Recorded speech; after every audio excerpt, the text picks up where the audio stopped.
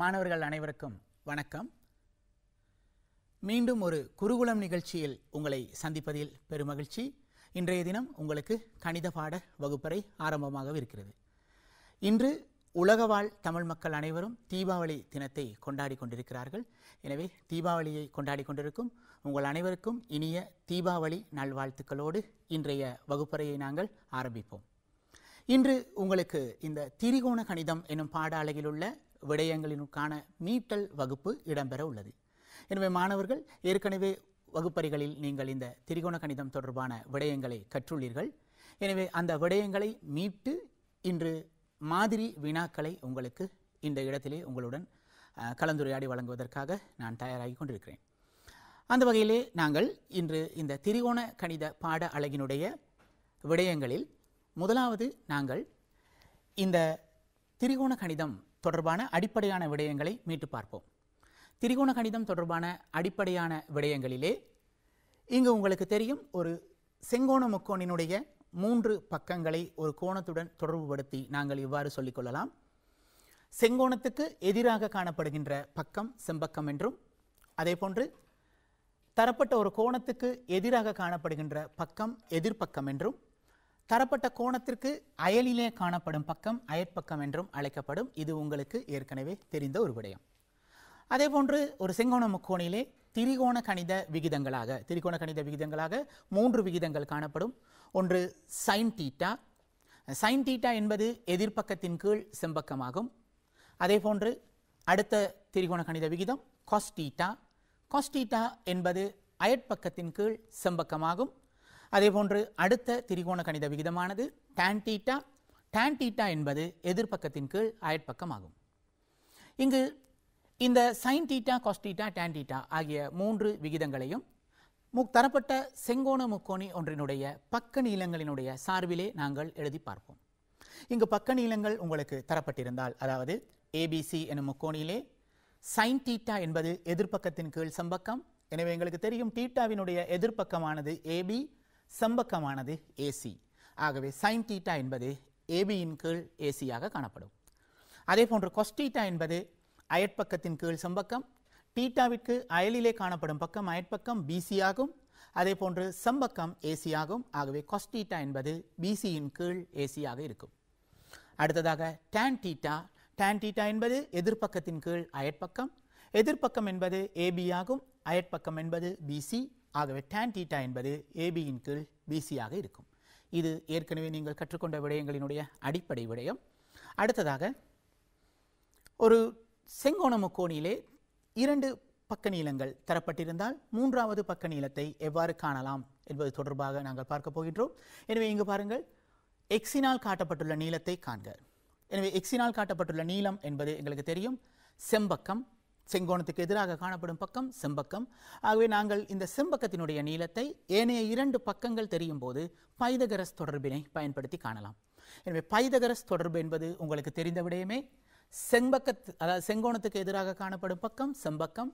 செம்பக்கத்தினுடைய வர்க்கம் செம்பக்கத்தினுடைய நீளத்தின் வர்க்கம் ஒரு பக்கமும், சமனுக்கு வலது பக்கம் ஏனைய 2 பக்க நீளங்களினுடைய வர்க்கங்களையும் கூட்டி எழுதுவது வலது பக்கமும் அமைவது பைதகரஸ் தொடர்பு ஆகும். எனவே இந்த பைதகரஸ் தொடர்பினை பயன்படுத்தி நாங்கள் எக்ஸினுடைய நீளத்தை காணலாம். எனவே எக்ஸினுடைய நீளத்தை காண்பதற்கு இங்கு பாருங்கள், 3ன் வர்க்கத்துடன் 4ன் வர்க்கத்தை கூட்ட வேண்டும். 3ன் வர்க்கம் என்பது 3ஆல் பெருக்கப்படும் பொழுது கிடைக்கும். எனவே 3 தர 3 9. 4ன் வர்க்கம் என்பது 4 தர 4 16.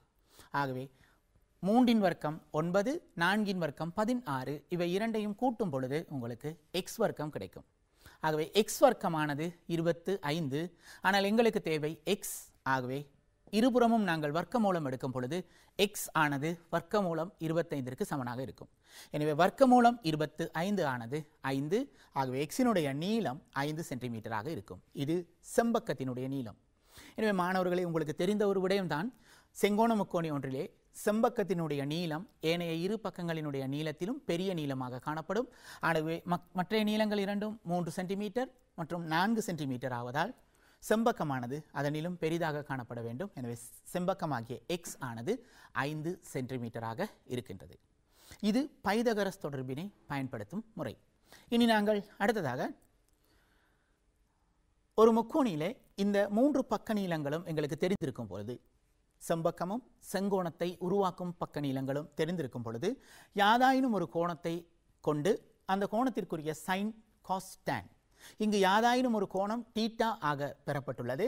ஆகவே நாங்கள் sine theta, cos theta, tan theta என்பவற்றை எழுதி பார்ப்போம். எங்களுக்கு தெரியும் சைன் தீட்டா என்பது எதிர்பக்கத்தின் கீழ் செம்பக்கம், எதிர்பக்கம் என்பது இங்கு சுருக்கமாக உங்களுக்கு ஏனா டாட் பானா என்று எழுதப்பட்டுள்ளது. அதே போன்று செம்பக்கம் என்பது ச டாட் ப என்று சுருக்கமாக எழுதப்பட்டுள்ளது. ஆகவே சைன் தீட்டா என்பது எதிர்பக்கத்தின் கீழ் செம்பக்கம். எனவே தீட்டாவினுடைய எதிர்பக்கம் 4, செம்பக்கம் 5 என்பதால் சைன் தீட்டா ஆனது 4 கீழ் 5 இருக்கும். எனவே அதே போன்று கொஸ் தீட்டாவை எழுதுவோம். கொஸ் தீட்டா எங்களுக்கு தெரியும் அயற்பக்கத்தின் கீழ் செம்பக்கம். அயற்பக்கம் என்பது தீட்டாவிற்கு அயலிலே காணப்படுகின்ற பக்கம், அது 3 சென்டிமீட்டர். அதே போன்று செம்பக்கம் 5 சென்டிமீட்டர். ஆகவே கொஸ் தீட்டா ஆனது 3 கீழ் 5 ஆக இருக்கும். இனி நாங்கள் tan தீட்டாவை பார்ப்போம். tan தீட்டா என்பது எதிர்பக்கத்தின் கீழ் அயற்பக்கம். எனவே எங்களுக்கு தெரியும் தீட்டாவினுடைய எதிர்பக்கமானது 4 சென்டிமீட்டர், அயற்பக்கம் என்பது 3 சென்டிமீட்டர். ஆகவே tan தீட்டா ஆனது 4 கீழ் 3 ஆக இருக்கும். எனவே மாணவர்களே, ஒரு செங்கோண முக்கோணினுடைய 3 பக்க நீளங்களும் எங்களுக்கு தெரிந்திருக்கும் பொழுது sine theta, cos theta, tan theta ஆகிய 3 திரிகோண கணித விகிதங்களையும் இந்த பக்க நீளங்கள் தொடர்பாக நாங்கள் எழுதி கொள்ளலாம். இனி அடுத்த விடயத்திற்கு செல்வோம். அடுத்ததாக காஸ் தீட்டா தரப்படும் பொழுது சைன் தீட்டா, tan தீட்டா ஆகியவற்றை காணப்போகின்றோம். பாருங்கள், காஸ் தீட்டா ஆனது 10/6 ஆக தரப்பட்டுள்ளது. எனவே இதனை பயன்படுத்தி சைன் தீட்டாவையும் tan தீட்டாவையும் காணப்போகின்றோம். எனவே முதலாவது நாங்கள் இந்த காஸ் தீட்டா என்பது எங்களுக்கு தெரியும், காஸ் விகிதம் என்பது அயற்பக்கத்தின் கீழ் செம்பக்கம். எனவே இந்த அயற்பக்கத்தின் கீழ் செம்பக்கம் எனும் இந்த நீளங்களை கொண்டு இவற்றை நாங்கள் ஒரு செங்கோண முக்கோணியிலே குறித்து பார்ப்போம்.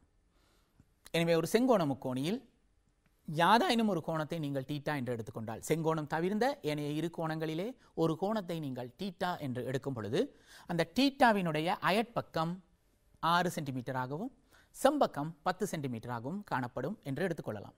ஆகவே அயற்பக்கம் 6 சென்டிமீட்டராகவும் செம்பக்கம் 10 சென்டிமீட்டராகவும் இருக்கின்றது என்று எடுத்துக்கொண்டால், நீங்கள் பைதகரஸ் தொடர்பை பயன்படுத்துவதனூடாக, அதாவது தீட்டாவினுடைய எதிர்பக்கம் x என்று எடுத்துக்கொள்வதனூடாக பைதகரஸ் தொடர்பை பயன்படுத்தி நாங்கள் எக்ஸினுடைய பெருமானத்தை கணித்து கொள்ளலாம்.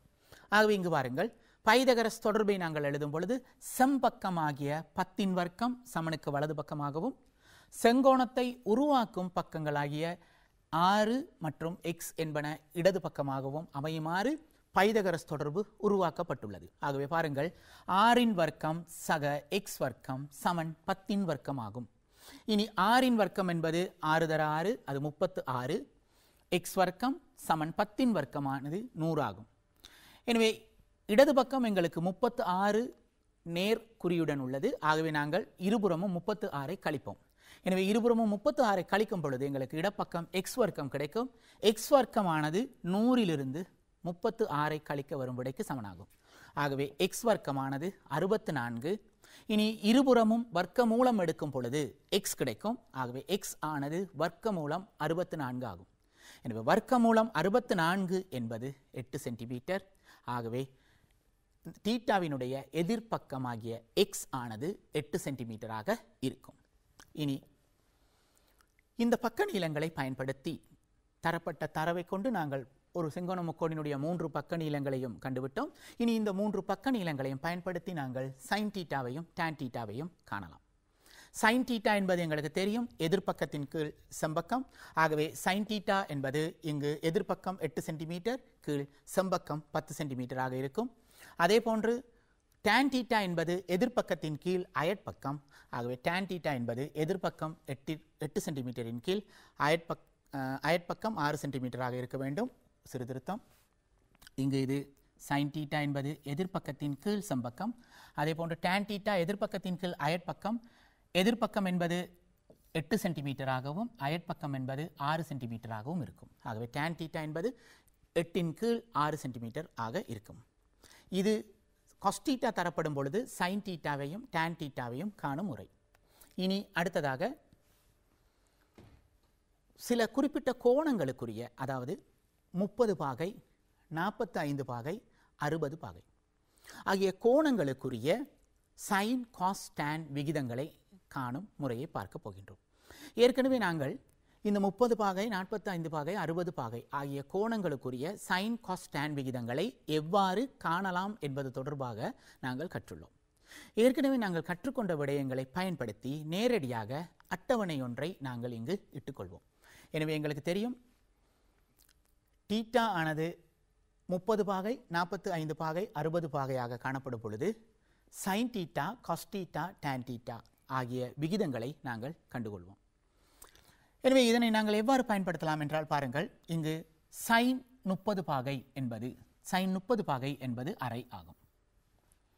அதே போன்று cos 30 பாகை என்பது வர்க்கமூலம் 3/2 ஆகும். அடுத்ததாக tan 30 பாகை என்பது 1/வர்க்கமூலம் 3 ஆகும். இதுபோன்று இந்த அட்டவணையிலே தரப்பட்டுள்ள இந்த பெறுமதிகளை பயன்படுத்தி நாங்கள் ஒரு தொடர்பு ஒன்றை இனங்காணலாம். அதாவது பாருங்கள், எங்களுக்கு சைன் 30 பாகையும் cos 60 பாகையும் அரைக்கு சமனாக காணப்படும். அதே போன்றுதான் cos 30 பாகையும் சைன் 60 பாகையும் வர்க்கமூலம் 3/2 சமனாகும். அடுத்ததாக சைன் 45 பாகையும் cos 45 பாகையும் 1/வர்க்கமூலம் 2 சமனாக இருக்கும். அடுத்ததாக பாருங்கள், tan 30 பாகை என்பது 1/வர்க்கமூலம் 3. tan 30 பாகையினுடைய தலைகீழ் பெறுமதி tan 60 பாகை வர்க்கமூலம் 3 சமனாக இருக்கும். சைன் 45 பாகையை cos 45 பாகையால் வகுக்கும் போது வருவது 1.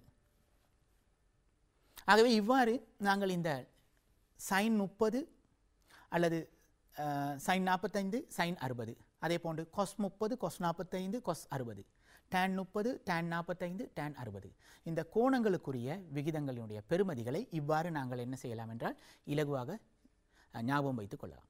எனவே கடந்த வகுப்பிலே நான் உங்களுக்கு இவற்றை விளங்கப்படுத்தி இருந்தேன், எவ்வாறு இதனை இலகுவாக ஞாபகம் வைத்துக் கொள்ளலாம் என்பது தொடர்பாக. இனி நாங்கள் இந்த பெறுமதிகளை பயன்படுத்தி உங்களுக்கு இது போன்ற வினாக்களை அவர்கள் வினவும் போது எவ்வாறு அந்த வினாக்களுக்கு விடையளிக்கலாம் என்பது தொடர்பாக பார்ப்போம். முதலாவதாக பாருங்கள், இங்கு தரப்பட்டுள்ள இந்த வரிப்படத்திலே எக்ஸினுடைய நீளத்தை காண வேண்டும். ஆனால் உங்களுக்கு ஒரு பக்க நீளம் மாத்திரம்தான் தரப்பட்டுள்ளது. அந்த பக்க நீளத்துடன் சேர்த்து உங்களுக்கு ஒரு கோணம் தரப்பட்டுள்ளது 30 பாகை என்று. ஆகவே இந்த 30 பாகையை எடுத்து நோக்கும் பொழுது பாருங்கள், இந்த 30 பாகைக்கு 10 மீட்டர் ஆனது எதிர்ப்பக்கமாகும். 10 மீட்டர் என்பது எதிர்ப்பக்கமாகும்.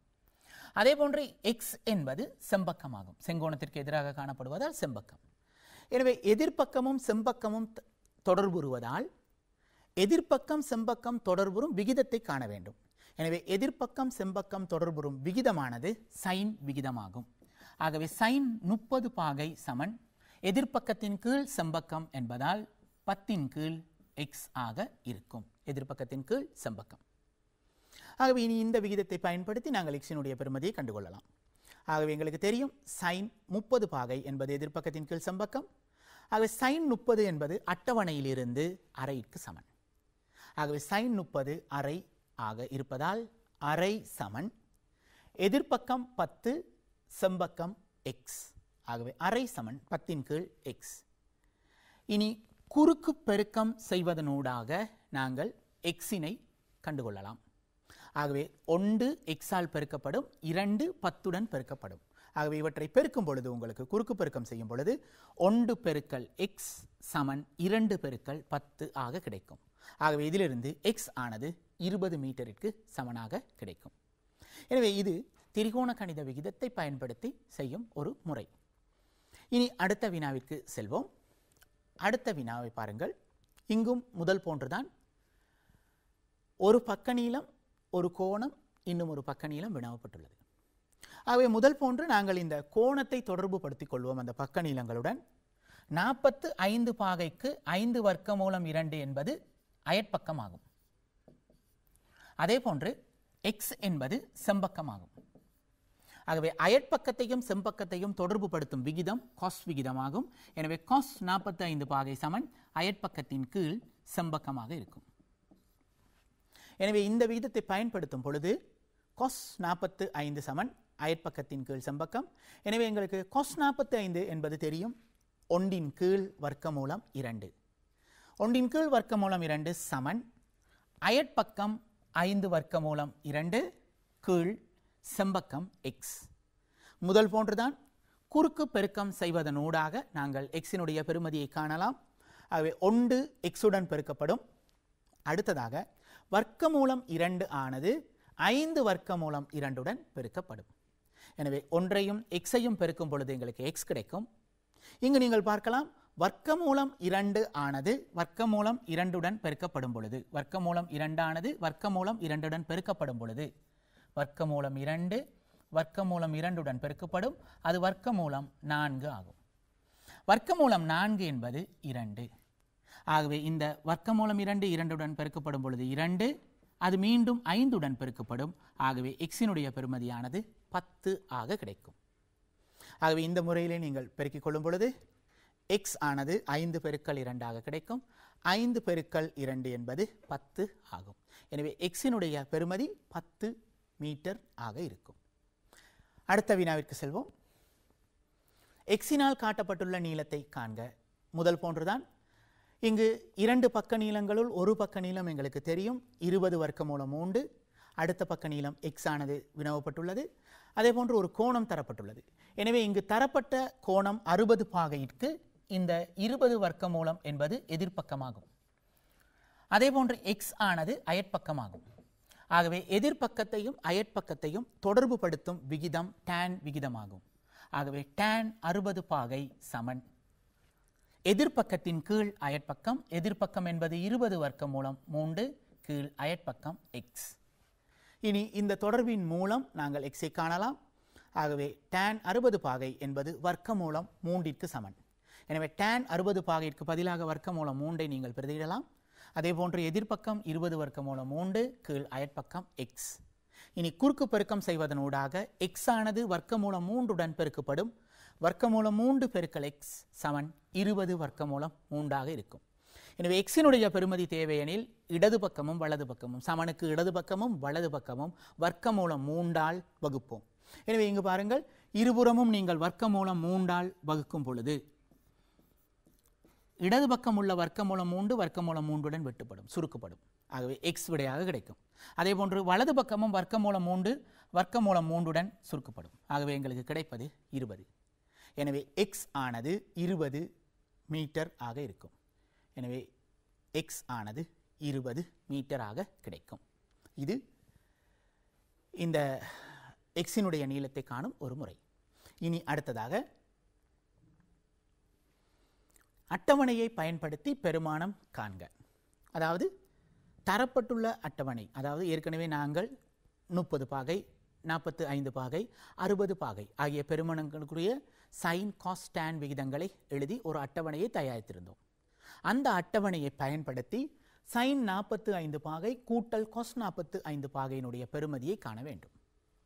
எனவே இங்கு பாருங்கள் சைன் 45 பாகை என்பது எங்களுக்கு தெரியும் 1 கீழ் வர்க்கமூலம் 2. அதே போன்றுதான் காஸ் 45 பாகையும் 1 கீழ் வர்க்கமூலம் 2. எனவே இவை இரண்டையும் கூட்டும் பொழுது பகுதி எண்களை பாருங்கள். பகுதி எண்கள் சமனாக உள்ளன. எனவே பகுதி எண்கள் சமனாக உள்ள போது தொகுதி எண்களை நேரடியாக கூட்டலாம். ஆகவே பகுதி எண் வர்க்கமூலம் 2. எனவே தொகுதி எண்களாகிய 1உடன் 1ஐ கூட்டிவிடுவோம். ஆகவே 1உடன் 1 கூட்டப்படும் பொழுது அது 2. 2 கீழ் வர்க்கமூலம் 2. தரம் 11 முதலாவது பாட அலகாகிய மெய்யெண்கள் என்னும் பாட அலகிலே நீங்கள் கற்றுள்ளீர்கள். பகுதி எண்ணானது ஒரு விகிதமுறாத பகுதி எண்ணாக இருக்கும் பொழுது வர்க்கமூலம் 2 என்பது ஒரு விகிதமுறாத எண். எனவே பகுதி எண்ணானது விகிதமுறாத பகுதி எண்ணாக இருக்கும் பொழுது அதனை விகிதமுறும் பகுதி எண்ணாக மாற்றும் முறை கற்றுள்ளீர்கள். அதாவது இந்த வர்க்கமூலம் 2னால் இந்த பின்னத்தை பெருக்கி பிரிப்போம். எனவே வர்க்கமூலம் 2ஆல் நீங்கள் மேலும் கீழும் பெருக்கும் பொழுது உங்களுக்கு பகுதி எண் ஆனது வர்க்கமூலம் 4 என்று கிடைக்கும். தொகுதி எண்ணானது 2 வர்க்கமூலம் 2ஆக இருக்கும். ஏனென்றால் 2 என்பது முழு எண், வர்க்கமூலம் 2 என்பது சேடு. முழு எண் பகுதியை சேடுடன் நேரடியாக பெருக்க முடியாது. ஆகவே முழு எண் பகுதியை இங்கே காணப்படுகின்ற முழு எண் பகுதி 1உடன் பெருக்க வேண்டும். ஆகவே 2 1உடன் பெருக்கப்படும் பொழுது 2 வர்க்கமூலம் 2 கீழ் வர்க்கமூலம் 4. எங்களுக்கு தெரியும் வர்க்கமூலம் 4 என்பது 2. எனவே மீண்டும் இந்த இரண்டையும் சுருக்கிக் கொள்ளலாம். ஆகவே இறுதி விடையானது எங்களுக்கு வர்க்கமூலம் 2 ஆக கிடைக்கும். எனவே பார்ப்போம். எனவே விகிதமுறும் பகுதி என்பதால் வர்க்கமூலம் 2ஆல் மேலும் கீழும் பெருக்குவோம். இவ்வாறு பெருக்கும் பொழுது எங்களுக்கு கிடைப்பது 2 பெருக்கல் வர்க்கமூலம் 2. ஆகவே இறுதி விடையானது வர்க்கமூலம் 2ற்கு சமனாக இருக்கும். அடுத்ததாக அடுத்த வினாவிற்கு செல்வோம். அட்டவணையை பயன்படுத்தி பெருமானம் காண்க. முதல் போன்றதொரு வினா. sin 45 பாகை பெருக்கல் sin 60 பாகை கழித்தல் sin 45 பாகை பெருக்கல் sin 30 பாகை. எனவே sin 45 பாகை என்பது எங்களுக்கு தெரியும். 1 வர்க்கமூலம் 2 பெருக்கல் cos 60 பாகை அரை. அடுத்ததாக கழித்தல் cos 45 பாகையும் 1 வர்க்கமூலம் 2 sin 30 பாகை என்பதும் அரை. ஆகவே இங்கு பாருங்கள், வர்க்கமூலம் 2 2உடன் பெருக்கப்படும், 1 1உடன் பெருக்கப்படும். ஆகவே இவ்வாறு பெருக்கிக் கொள்வதால் எங்களுக்கு 1 வர்க்கமூலம் 2 என்று பெற்றுக்கொள்ளலாம். நான் முதல் குறிப்பிட்டது போன்று முழியன் பகுதியை முழியன் பகுதியுடன் தான் பெருக்க வேண்டும். அடுத்ததாக 1 வர்க்கமூலம் 2 மீண்டும் அரையுடன் பெருக்கப்படும் பொழுது 1 வர்க்கமூலம் 2. இவை இரண்டும் சமனான பின்னங்கள். பாருங்கள், முதலாவது பின்னமும் இரண்டாவது பின்னமும் சமனான பின்னங்கள். எனவே சமனான பின்னங்களை கழிக்கும் பொழுது அதனுடைய விடை 0 இருக்கும். எனவே இதனுடைய இறுதி விடை 0 கிடைக்கும். ஆகவே அடுத்த வினாவிற்கு செல்வோம்.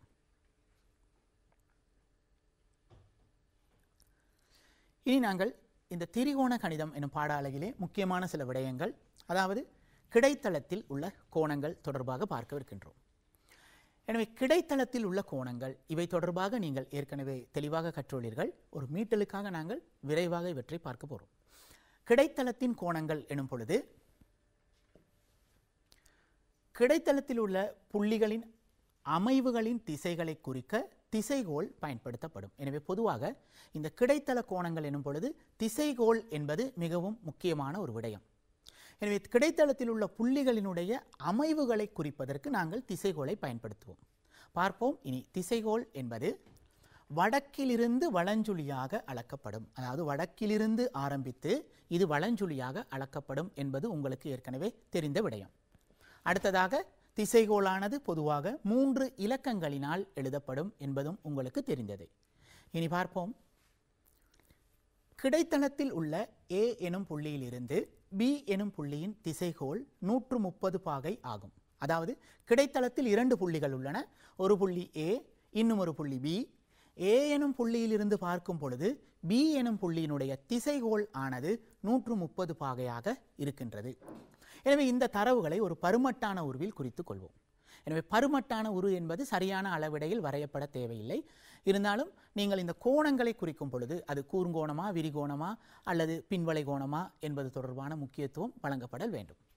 இப்பொழுது பார்ப்போம். முதலாவதாக நாங்கள் A எனும் புள்ளியிலிருந்து அவதானிக்கும் பொழுது A எனும் புள்ளியில் உள்ள வடக்கு திசையை நாங்கள் குறித்துக் கொள்ள வேண்டும். எனவே A எனும் புள்ளியில் உள்ள வடக்கு திசையிலிருந்து வலஞ்சுழியாக 130 பாகை திரும்பி ஒரு நேர்கோட்டில் அவதானிக்கும் பொழுது எங்களுக்கு B எனும் புள்ளி தெரியும். ஆகவே A எனும் புள்ளியில் உள்ள வடக்கிலிருந்து வலஞ்சுழியாக இவ்வாறு 130 பாகை திசைகோள். 130 பாகை என்பது செங்கோணத்திலும் அதிகமான ஒரு கோணம். ஆகவே 90 பாகையிலும் அதிகம் என்பதால் அது செங்கோணத்தை விட பெரிய கோணமாக இருக்கும். எனவே இது ஒரு விரிகோணம். ஆகவே இந்த வடிவத்திலே இருக்கும். ஆகவே இந்த வடக்கிலிருந்து வலஞ்சுழியாக 130 பாகை திரும்பிய பின் இந்த நேர்கோடு வழியாக பார்க்கும் பொழுது B எனும் புள்ளி தெரிகின்றது. எனவே Aயில் உள்ள வடக்கிலிருந்து வலஞ்சுழியாக 130 பாகை திசைகோளில் B எனும் புள்ளி அமைந்துள்ளது. இதுவே இந்த தரவிற்கான பருமட்டான வரிப்படம் ஆகும். இனி அடுத்த வினாவை பார்ப்போம். Bயிலிருந்து Aயினுடைய திசைகோளை காண்க. இப்பொழுது அவதானி புள்ளி Bயிற்கு சென்று விட்டார். முதலாவதாக அவதானி புள்ளி Aயிலே இருந்தார். இப்பொழுது அவதானி புள்ளி Bயிற்கு சென்று விட்டார். Bயிலிருந்து A எனும் புள்ளியை அவதானிக்கும் பொழுது உள்ள திசைகோளை காண சொல்லி கேட்டிருக்கிறார்கள். அப்படியாயின் இப்பொழுது அவதானி Bயில் இருக்கும் பொழுது நாங்கள் Bயில் உள்ள வடக்கு திசையிலிருந்து ஆரம்பிக்க வேண்டும். எனவே Bயில் உள்ள வடக்கு திசை இது. வடக்கு திசையிலிருந்து வலஞ்சுழியாக திரும்ப வேண்டும். ஆகவே வடக்கு திசையிலிருந்து வலஞ்சுழியாக இந்த பின்வளை கோண அளவிலே திரும்பும் பொழுதுதான் எங்களுக்கு அந்த நேர்கோடு வழியே பார்க்கும் பொழுது A எனும் புள்ளி தெரியும். ஆகவே இப்பொழுது நாங்கள் இந்த பின்வளை கோணத்தினுடைய பெறுமதியை காண வேண்டும். ஆனால் எங்களுக்கு நேரடியாக இந்த பின்வளை கோணத்தினுடைய பெறுமதியை காண முடியாது. அதற்காக நாங்கள் தரப்பட்ட 130 பாகை கோணத்துடன் இன்னும் ஒரு கோணத்தை தொடர்பு படுத்துகின்றோம். இங்கு உருவிலே நீங்கள் அவதானிக்கலாம், இந்த காட்டப்பட்டுள்ள இரண்டு கோணங்களும் வடக்கு வடக்கு என்பது சமாந்தரம் என்பதால் AB என்பது குறுக்கோடியாக கொள்ளப்படும். ஆகவே இந்த தரப்பட்ட இரண்டு கோணங்களும் இந்த கோணமும் எங்களுக்கு நேய கோணச்சோடிகளாக இருக்கும். எனவே எங்களுக்கு தெரியும் நேய கோணச்சோடிகளினுடைய கூட்டுத்தொகை, நேய கோணங்களினுடைய கூட்டுத்தொகை 180 பாகை. ஆகவே நாங்கள் முதலாவதாக இந்த மஞ்சள் நிறத்தில் காட்டப்பட்டுள்ள இந்த கோணத்தை கண்டுபிடிக்கலாம், இந்த கோணத்தினுடைய பருமனை கண்டுபிடிக்கலாம். ஆகவே எங்களுக்கு அந்த கோணத்தினுடைய பருமனை கண்டுபிடிப்பதற்கு 180 பாகையிலிருந்து தரப்பட்ட 130 பாகையை கழிக்கும் பொழுது இந்த மஞ்சள் நிறத்திலான இந்த கூர்ங்கோணத்தினுடைய பருமன் 50 பாகையாக கிடைக்கும். எனவே இந்த 50 பாகையை பயன்படுத்தி நாங்கள் பின்வளை கோணத்தை காணப்போகின்றோம். எங்களுக்கு தெரியும் இந்த இரண்டு கோணங்களும், இந்த கோணமும் இந்த காட்டப்பட்டுள்ள பின்வளை கோணமும் ஒரு புள்ளியை சுற்றியுள்ள கோணங்கள். எனவே ஒரு புள்ளியை சுற்றியுள்ள கோணங்களினுடைய கூட்டுத்தொகை 360 பாகை. ஆகவே இங்கு தரப்பட்டுள்ள கோணம் 50 பாகை என்பதால் 360 பாகையிலிருந்து இந்த 50 பாகையை கழிக்கும் பொழுது பின்வளை கோணம் எங்களுக்கு கிடைக்கும். ஆகவே பின்வளை கோணத்தினுடைய பருமனை பெற்றுக்கொள்வதற்கு 360 பாகையிலிருந்து 50 பாகையை கழிப்போம். ஆகவே அது 310 பாகையாக இருக்கும். எனவே வினவப்பட்டுள்ள Bயிலிருந்து Aயின் திசைகோள் ஆனது Bயில் உள்ள வடக்கிலிருந்து வலஞ்சுழியாக அளக்கப்படும் கோணம், அந்த கோணமானது 310 பாகையாக இருக்கும். எனவே இறுதியாக Bயிலிருந்து Aயின் திசைகோள் 310 பாகை ஆகும். இது திசைகோள் பற்றிய ஒரு சிறிய மீட்டல். இனி அடுத்த விடயத்திற்கு செல்வோம். அடுத்த விடயம் நிலைக்குத்து தளத்தில் உள்ள கோணங்கள். நிலைக்குத்து தளத்தில் உள்ள கோணங்கள் எனும் பொழுது நிலைக்குத்து தளத்திலே புள்ளிகளினுடைய அமைவுகளின் திசைகளை குறிக்க நாங்கள் இரண்டு விதமான கோணங்களை பயன்படுத்துவோம். ஒன்று ஏற்ற கோணம், அடுத்தது இறக்க கோணம். எனவே பார்ப்போம். இந்த ஏற்ற கோணம் என்பது ஓரிடத்திலிருந்து உயரமான இடத்தில் உள்ள பொருளை பார்க்கும்போது கண் மட்டத்திலிருந்து பார்வை கோடு வரை கண் அசையும் கோணம் ஏற்ற கோணம் எனப்படும். எனவே இங்கு பாருங்கள், தரைக்கு செங்குத்தாக ஒரு கம்பம் நடப்பட்டுள்ளது, ஒரு கொடிக்கம்பம் என்று வைத்துக்கொள்வோம். கொடிக்கம்பம் நடப்பட்டுள்ளது. தரையிலே ஒரு மனிதன் இருக்கின்றார். அந்த மனிதனுடைய பார்வையானது முதலாவதாக கிடை ஆக இருக்க வேண்டும். அதனை தான் நாங்கள் கண்மட்டம் என்று சொல்வோம். எனவே கிடையாக முதலிலே பார்வை இருக்கும் பொழுது கண்மட்டம். எனவே இந்த கண்மட்டத்திலிருந்து ஆரம்பித்து அவர் அந்த கொடிக்கம்பத்தினுடைய உச்சியை அவதானிக்க போகின்றார். எனவே அவர் அந்த உச்சியை அவதானிக்கும் பொழுது பாருங்கள், இங்கு இவர் தன்னுடைய தலையை இந்த அளவு கோணத்தினூடாக மேல் நோக்கி அவர் திருப்ப வேண்டும். எனவே இவ்வாறு மேல் நோக்கி அவர் அசைக்கும் பொழுது இங்கு உருவாக்கப்பட்ட அந்த கோணமானது ஏற்ற கோணம் என்று சொல்லப்படும். ஆகவே இது பார்வை கோடு. ஆகவே கண்மட்டத்திலிருந்து பார்வை கோடு வரையிலான மேல் நோக்கிய இந்த கோணமானது ஏற்ற கோணம் என்று சொல்லப்படும். இங்கு நாங்கள் விளக்கத்திற்காக அந்த கோணத்தை தீட்டா என்று குறித்துள்ளோம். இனி அடுத்ததான விடயம் இறக்க கோணம். இறக்க கோணம் என்பது ஓரிடத்திலிருந்து கீழே உள்ள பொருளை பார்க்கும் பொழுது கண்மட்டத்திலிருந்து பார்வை கோடு வரை கண் அசையும் கோணம் இறக்க கோணம் எனப்படும். பாருங்கள், ஒரு மாடி கட்டடத்தின் மேலே ஒரு மனிதன் நிற்கின்றார். அந்த மனிதன் தரையில் உள்ள காரொன்றை அவதானிக்க போகின்றார். எனவே முதலிலே அவர் தன்னுடைய பார்வையை கிடையாக செலுத்துகின்றார். எனவே கிடையாக செலுத்தும் பொழுது அது கண்மட்டம் என்று சொல்லப்படும். எனவே கண்மட்டத்திலிருந்து இந்த கார் வரை அவர் தனது பார்வையை கீழ் நோக்கி அசைக்கப் போகின்றார். எனவே இவ்வாறு அவர் தனது பார்வையை கீழ் நோக்கி அசைக்கும் பொழுது பார்வை கோடு வரையிலான அசைக்கப்பட்ட இந்த கீழ் நோக்கிய கோணமானது இறக்க கோணம் என்று சொல்லப்படும். எனவே இந்த கோணம் இறக்க கோணம் என்று சொல்லப்படும். இதனை நாங்கள் அல்ஃபா என்று இங்கு குறித்துள்ளோம். எனவே கண்மட்டத்திலிருந்து மேல் நோக்கி அளக்கப்படும் கோணங்கள் ஏற்ற கோணங்கள் என்றும், கண்மட்டத்திலிருந்து கீழ் நோக்கி அளக்கப்படும் கோணங்கள் இறக்க கோணங்கள் என்றும் சொல்லப்படும். இது ஏற்கனவே உங்களுக்கு தெரிந்த விடயம். இனி அடுத்த விடயத்திற்கு செல்வோம். இப்பொழுது பாருங்கள், ஒரு மாடி கட்டடத்தின் மீது ஒரு மனிதன் நிற்கின்றார். அவர் இன்னும் ஒரு மாடி கட்டடத்தின் மேல் நிற்கும் ஒரு மனிதரையும் அந்த மாடி கட்டடத்தினுடைய அடியில் நிற்கும் இன்னும் ஒரு மனிதரையும் அவதானிக்கப் போகின்றார். நாங்கள் இலகுவிற்காக இவர்களுக்கு பெயர் கொடுத்துக் கொள்வோம், ABC என்று. எனவே இங்கு A ஆனவர் அவதானியாக இருக்கும் பொழுது அவருடைய கண்மட்டம் இவ்வாறு கிடையாக இருக்கும்.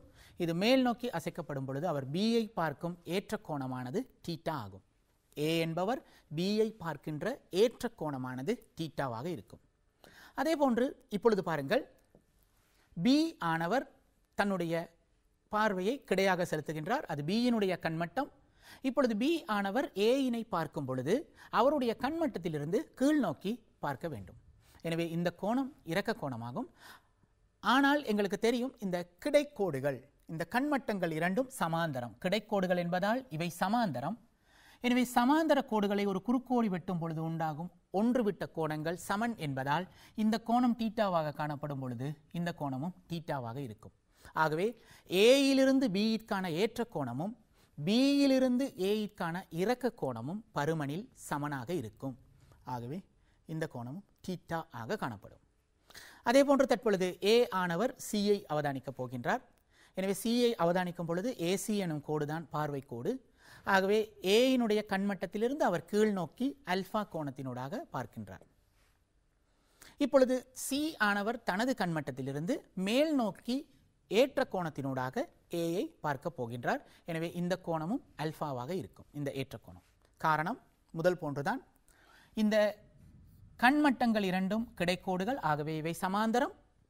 எனவே AC என்பது குறுக்கோடியாக காணப்படும் பொழுது இந்த கோணம் அல்பா ஆனது இந்த ஒன்றுவிட்ட கோணம் அல்பாவிற்கு சமனாக இருக்கும்.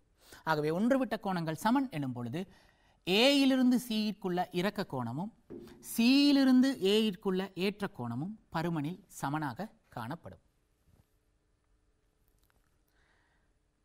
எனவே ஏற்ற கோணம் இறக்க கோணம் தொடர்பான இந்த விடயங்கள் எங்களுக்கு மிகவும் முக்கியமான விடயங்கள். இவை எங்களுக்கு வினாக்களில் இலகுவாக விடையை அணுகுவதற்கு உதவி புரியக்கூடிய விடயங்கள். இனி அடுத்ததாக நாங்கள் திரிகோண கணித அட்டவணைகளை எவ்வாறு பயன்படுத்தலாம் என்பது தொடர்பாக பார்க்க போகின்றோம். எங்களுக்கு தெரியும், திரிகோண கணித விகிதங்களிலே சைன், காஸ், டான் என்று 3 விகிதங்கள் உள்ளன. இந்த 3 விகிதங்களிலே சைன் விகிதமும் காஸ் விகிதமும் ஒரே அட்டவணையில் பார்க்கப்படும். டான் அட்டவணை இன்னும் ஒரு அட்டவணையிலிருந்து பார்க்கப்படும். சைன், டான் என்பன ஒரே மாதிரியாக பார்க்கப்படும் விகிதங்களாக இருக்கும். ஆனால் காஸ் விகிதமானது இவை இரண்டிலும் சற்று வித்தியாசமானது. எனவே இங்கு சைன், டான் என்பன பொதுவாக நாங்கள் மடக்கை அட்டவணையை பயன்படுத்தும் முறையை போன்றுதான் இங்கு சைன், காஸ் விகிதங்களை நாங்கள் காண பயன்படுத்திக் கொள்ளலாம். எனவே பாருங்கள், பொதுவாக நாங்கள் இங்கு திரிகோண கணித அட்டவணையை பயன்படுத்தி பெருமானம் காணும் பொழுது 0 பாகைக்கும் 90 பாகைக்கும் இடைப்பட்ட கோணங்களுக்கு தான் சைன், காசைன், டான்சன், அதாவது சைன், காஸ், டான் விகிதங்களை கணிப்போம். அடுத்ததாக எங்களுக்கு இந்த கோணங்களை கணிக்கும் பொழுது நாங்கள் பொதுவாக 2 அலகுகளை பயன்படுத்துவோம். அது உங்களுக்கு தெரியும். ஒன்று பாகை, மற்றையது கலை. அதாவது எங்களுக்கு ஒரு பாகை என்பது 60 கலைக்கு சமன் என்பது தெரியும். அதே போன்று அரை பாகை ஆனது 30 கலைக்கு சமனாக இருக்கும். எனவே இவை பாகை, கலை தொடர்பான விடயங்கள். பாகைக்கு வழங்கப்படும் அலகு மற்றும் கலைக்கு வழங்கப்படும் அலகு என்பவை தொடர்பாக நீங்கள் அவதானம் செலுத்த வேண்டும். இனி அடுத்ததாக இங்கு உருவிலே உங்களுக்கு தரப்பட்டுள்ளது உங்களுடைய பாட புத்தகத்தில் அல்லது மடக்கை அட்டவணையில் தரப்பட்டுள்ள ஒரு அட்டவணை.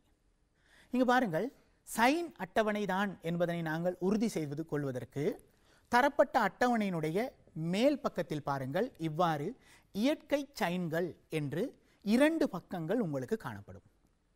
எனவே இவை வெளியிலிருந்து உள்நோக்கி பார்க்கப்படும். இது உங்களுக்கு ஏற்கனவே தெரியும். பாருங்கள், இங்கு உங்களுக்கு நிலற்றி காட்டப்பட்டுள்ள இந்த பகுதிகளில் இந்த நிலைக்குத்து பகுதியில், அதாவது இந்த நிலைக்குத்து அச்சு வழியே 0 பாகையிலிருந்து ஆரம்பித்து 89 பாகை வரை அளவிடைகள் தரப்பட்டுள்ளன.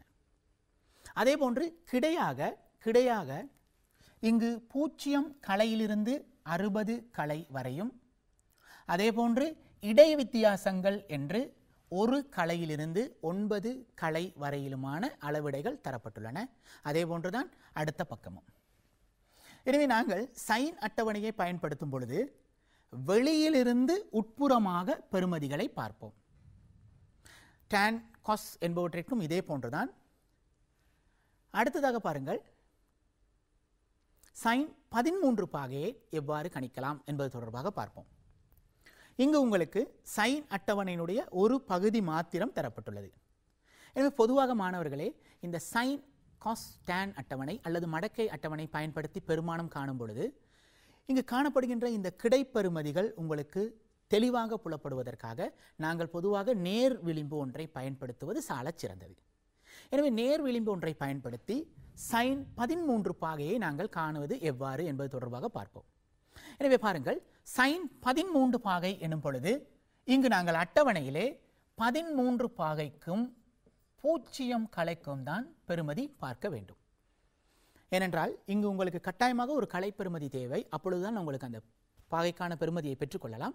எனவே 13 பாகை என்பது 13 பாகை 0 கலை என்பதாகும். எனவே இங்கு பாருங்கள், அட்டவணையிலே உங்களுக்கு 13 பாகை என்பது இந்த இடத்திலே உள்ளது. ஆகவே 13 பாகைக்கு கீழாக நீங்கள் நேர் விளிம்பை இவ்வாறு வைக்கும் பொழுது, நேர் விளிம்பை நீங்கள் இவ்வாறு வைத்தால் இந்த 13 பாகையில் உள்ள எல்லா பெறுமதிகளும் உங்களுக்கு தெளிவாக புலப்படக்கூடியதாக இருக்கும். இனி அடுத்ததாக நாங்கள் 13 பாகைக்கும் 0 கலைக்கும் நேரே உள்ள பெறுமதி, 0 கலை எங்குள்ளது, எனவே இவை இரண்டிற்கும் நேரே உள்ள பெறுமதியை பார்க்கும் பொழுது அது இந்த இடத்திலே காணப்படும். எனவே இந்த பெறுமதி ஆனது பொதுவாக 0.2250 என்று எழுதப்பட்டிருக்கும். ஆனால் அட்டவணையினுடைய தெளிவிற்காக ஒவ்வொரு பகுதியினுடைய ஆரம்பத்திலும் உங்களுக்கு முழு எண் பெறுமதி தரப்பட்டிருக்கும். எனவே முழு எண் பெறுமதியானது 0 ஆகும். ஆகவே சைன் 13 பாகை என்பது 13 பாகை 0 கலைக்கு நேராக பார்க்கப்படும். ஆகவே அது 0.2250 ஆக இருக்கும். எனவே பொதுவாக உங்களுக்கு தெரியும், சைன் காஸ் டேனுடைய பெறுமதிகள் பொதுவாக 4 தசம இலக்கங்களை கொண்டதாக இருக்கும். முழு எண் பகுதி என்பது ஒவ்வொரு பகுதியினுடைய முற்பகுதியிலும் தரப்பட்டிருக்கும். ஆகவே இந்த முறையிலே நாங்கள் சைனினுடைய பெறுமதியை கணித்து கொள்ளலாம். இனி இன்னும் ஒரு சைன் பெறுமதியை பார்ப்போம். சைன் 38 பாகை 50 கலை. எனவே சைன் 38 பாகை 50 கலை என்னும் பொழுது உங்களுக்கு நேரடியாக இந்த பெறுமதிகள் உள்ளதால் நீங்கள் 38 பாகைக்கு நேர் விளிம்பை இவ்வாறு கிடையாக வைக்கும் பொழுது அடுத்ததாக நாங்கள் 50 கலையை பார்க்க வேண்டும். எனவே 50 கலை என்பது இங்கு உங்களுக்கு தரப்பட்டுள்ளது.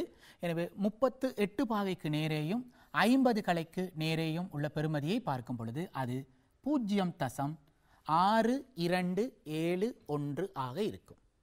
ஆகவே சைன் 38 பாகை 50 கலை என்பது 0.6271 ஆக இருக்கும். இனி அடுத்ததாக சைன் அட்டவணையை பயன்படுத்தும் பொழுது இடை வித்தியாசத்தை நாங்கள் பயன்படுத்தினால் பொதுவாக சைனிற்கு இடை வித்தியாசங்கள் கூட்டப்படும் என்பது உங்களுக்கு தெரியும்.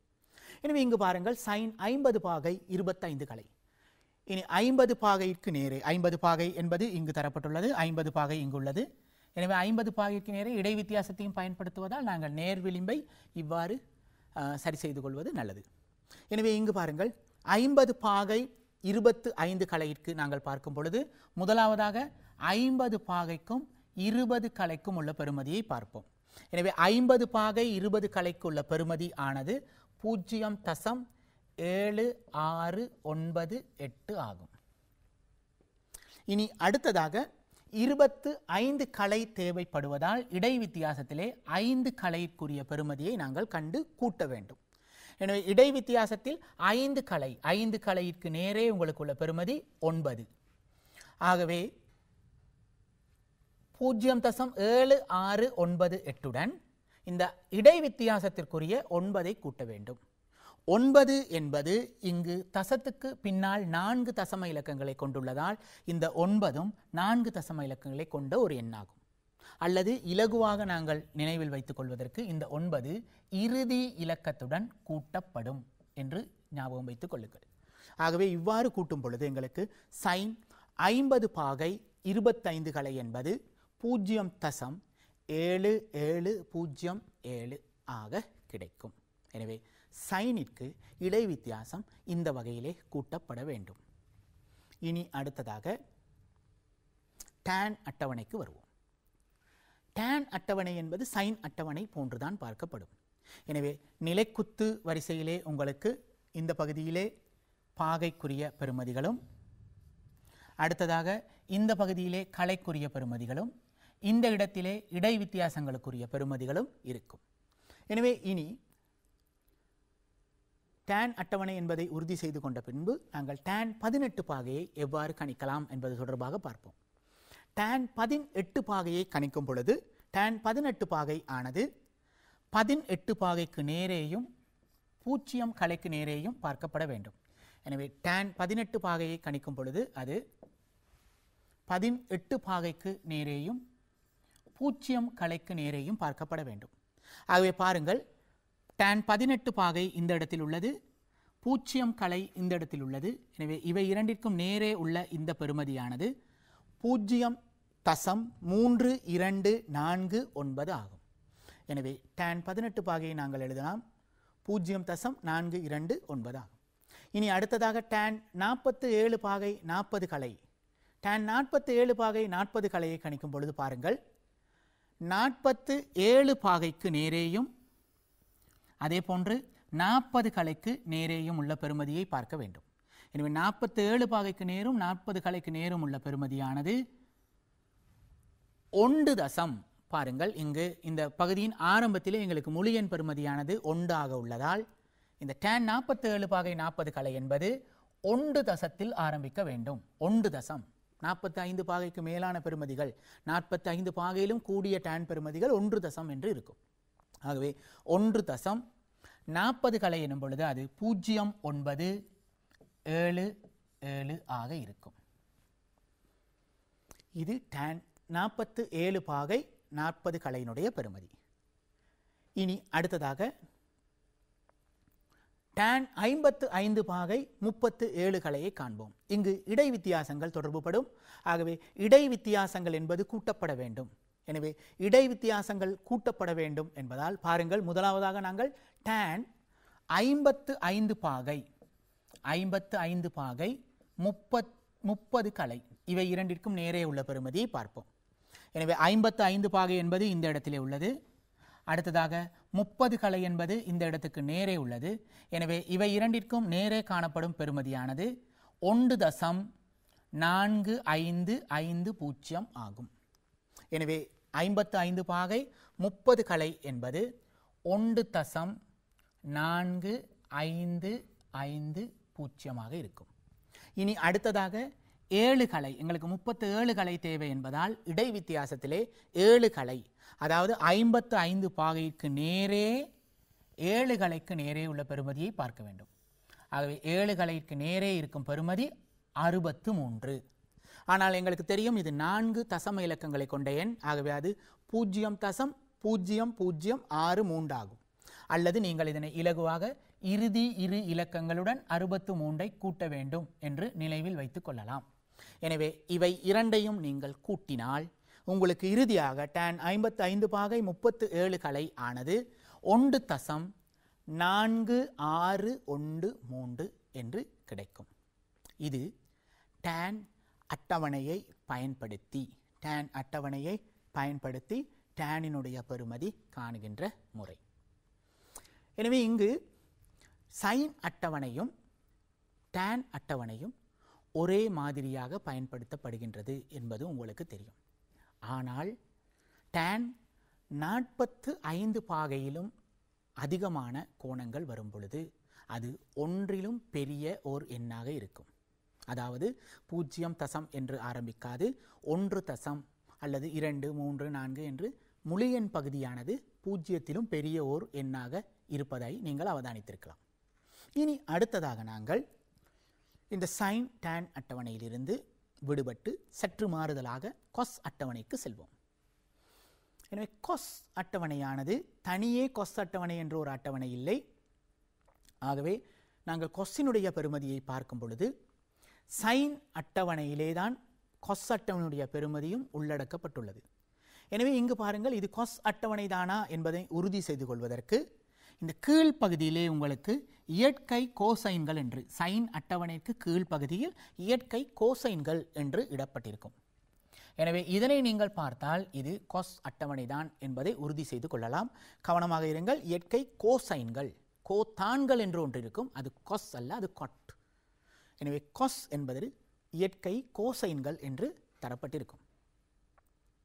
சைன் அட்டவணையை நாங்கள் முன்பக்கமும் மேல் பக்கமும் இருந்து பயன்படுத்தினோம், அதாவது இடப்பக்கம் மேல் பக்கம் இருந்து உட்புறமாக பயன்படுத்தினோம். ஆனால் இங்கு கொஸ் அட்டவணையை பாருங்கள், கீழ்ப்புறமும் வலப்பக்கமும் இருந்து நாங்கள் உட்பக்கமாக பயன்படுத்த போகின்றோம். எனவே கொஸ் அட்டவணையினுடைய இந்த பாகை பெறுமதிகள் ஆகியவை உங்களுக்கு இந்த நடுப்பகுதியிலே தரப்பட்டிருக்கும். இங்கு பாருங்கள், இந்த பச்சை நிறத்தில் காட்டப்பட்டுள்ள இந்த நடுப்பகுதியிலே கொஸ்டினுடைய பாகையிலான பெறுமதிகள் இவ்வாறு அதிகரித்து செல்வதை காணலாம். 0 பாகையிலிருந்து ஆரம்பித்து 44 பாகை வரையும், அடுத்து 45 பாகையிலிருந்து ஆரம்பித்து அப்படியே 89 பாகை வரையிலும் மேல் நோக்கி அதிகரித்து வருவதை நீங்கள் காணலாம். அதே போன்று கோணங்கள், பாகையில் உள்ள பெறுமதிகள் இந்த நடுப்பகுதியிலே பார்க்கப்படுவது போன்று களை அல்லது இடை வித்தியாசம் என்பன கீழ்ப்பகுதியிலே பார்க்கப்பட வேண்டும். எனவே இந்த கீழ்ப்பகுதியிலே பாருங்கள், உங்களுக்கு இந்த கீழ்ப்பகுதியிலே பார்க்கலாம் நீங்கள் 0 களையிலிருந்து ஆரம்பித்து இந்த இடது பக்கமாக 60 களை வரை செல்வதை அவதானிக்கலாம். சைன் அட்டவணையிலே உங்களுக்கு தெரியும், இடது பக்கம் இருந்து ஆரம்பித்து வலது பக்கமாக 60 களை வரை செல்லும். ஆனால் கொஸ் அட்டவணையில் கீழ்ப்பகுதியிலே 0 களையிலிருந்து ஆரம்பித்து வலது பக்கம் இருந்து ஆரம்பித்து இடப்பக்கமாக 60 களை வரை செல்லும். அதே போன்று இடை வித்தியாசங்கள் மேலே சைனுக்கு போன்றுதான் இடப்பக்கம் இருந்து வலப்பக்கமாக அதிகரித்து செல்லும். 1 களையிலிருந்து 9 களை வரை அதிகரித்து செல்லும். எனவே கொஸ் அட்டவணையை பயன்படுத்தும் பொழுது மிகவும் அவதானம் தேவை. சைன், டேன் போன்று பயன்படுத்த முடியாது. கொஸ் அட்டவணை நடுப்பகுதியிலும் கீழ்ப்பகுதியிலும் பார்க்கப்பட வேண்டும். இனி நாங்கள் கொஸ் பெறுமதி ஒன்றை கணிப்பது எவ்வாறு என்று பார்ப்போம். கொஸ் அட்டவணை தான் என்பதை நாங்கள் உறுதி செய்து கொண்ட பிறகு இனி அடுத்ததாக கொஸ் 12 பாகை, கொஸ் 12 பாகையினுடைய பெறுமதியை எவ்வாறு காணலாம் என்பது தொடர்பாக பார்ப்போம். எனவே பாருங்கள், இங்கு சைன் அட்டவணையினுடைய கீழ்ப்பகுதியிலே தான் கொஸ் அட்டவணை அமைந்துள்ளது என்பது எங்களுக்கு தெரியும். எனவே இயற்கை கோசைன்கள் என்பதை உறுதி செய்து கொண்ட பிறகு கொஸ் 12 பாகையை பார்க்கும் பொழுது இந்த நடுப்பகுதியில் 0 பாகையிலிருந்து ஆரம்பித்து மேல் நோக்கி 12 பாகை வரை நீங்கள் வர வேண்டும். எனவே நீங்கள் இங்கு அடிமட்டம் ஒன்றை பயன்படுத்தினால் அல்லது நேர் விளிம்பு ஒன்றை பயன்படுத்தினால் இந்த 12 பாகைக்கு மேல் பகுதியிலே நீங்கள் நேர் விளிம்பை இவ்வாறு வைப்பது சிறந்தது. இவ்வாறு மேல் பகுதியில் நீங்கள் நேர் விளிம்பை வைக்கும் பொழுது உங்களுக்கு கீழே உள்ள பகுதியில் உள்ள எண் பெறுமதிகள் தெளிவாக புலப்படும். ஆகவே இனி நீங்கள் 12 பாகையை கணிக்கும் பொழுது 12 பாகை 0 களைக்கு தான் பெறுமதி பார்க்க வேண்டும். ஆகவே 12 பாகை 0 கலை என்பது கீழே உள்ளது. எனவே 12 பாகைக்கு நேரேயும் 0 பாகைக்கு நேரேயும் உள்ள பெறுமதியை நீங்கள் பார்க்கும் பொழுது அது 0.978 இருக்கும். ஆனால் இந்த பெறுமதியினுடைய முற்பகுதியிலே அது 0 என்று இருப்பதால் கொஸ் 12 பாகை ஆனது 0.978 ஆக இருக்கும். எனவே கொஸ்ஸினுடைய பெறுமதி பார்க்கும் பொழுது இதுபோன்று நாங்கள் அட்டவணையை பயன்படுத்துவோம்.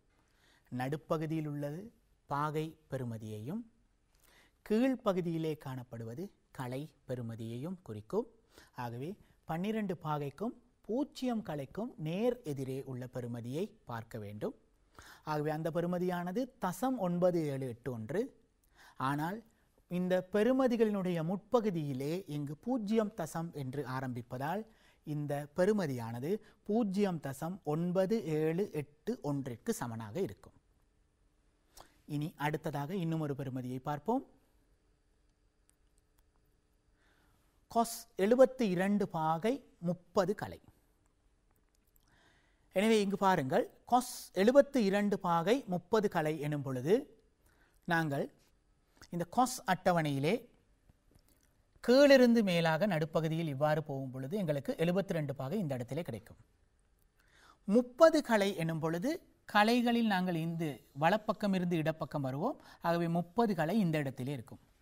எனவே 72 பாகை 30 களை எனும் பொழுது அதனுடைய பெறுமதி ஆனது 72 பாகைக்கு மேலே நீங்கள் நேர் விளிம்பை வைக்கும் பொழுது இவ்வாறு இருக்கும். நேர் விளிம்பை நீங்கள் இப்படி மேலே வைத்து கொண்டால் கீழே உள்ள சகல பெறுமதிகளும் உங்களுக்கு தெளிவாக புலப்படும். ஆகவே 72 பாகை 30 களைக்கு நேர் எதிரே உள்ள பெறுமதி தசம் 3007 ஆக இருக்கும். இந்த பெறுமதிகளினுடைய முற்பகுதியிலே நீங்கள் பார்க்கலாம், அது 0 தசம் என்று ஆரம்பிப்பதால் எனவே இந்த பெறுமதியும் 0 தசத்திற்கு சமனாக இருக்கும்.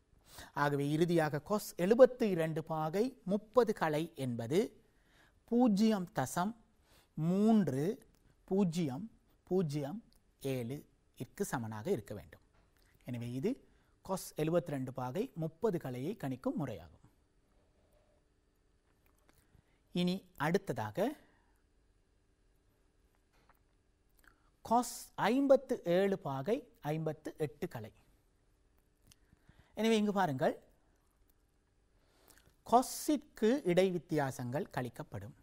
எனவே காஸிலே இடை வித்தியாசங்கள் தொடர்பு படும் பொழுது அந்த இடை வித்தியாச பெறுமதிகளானது கழிக்கப்பட வேண்டும்.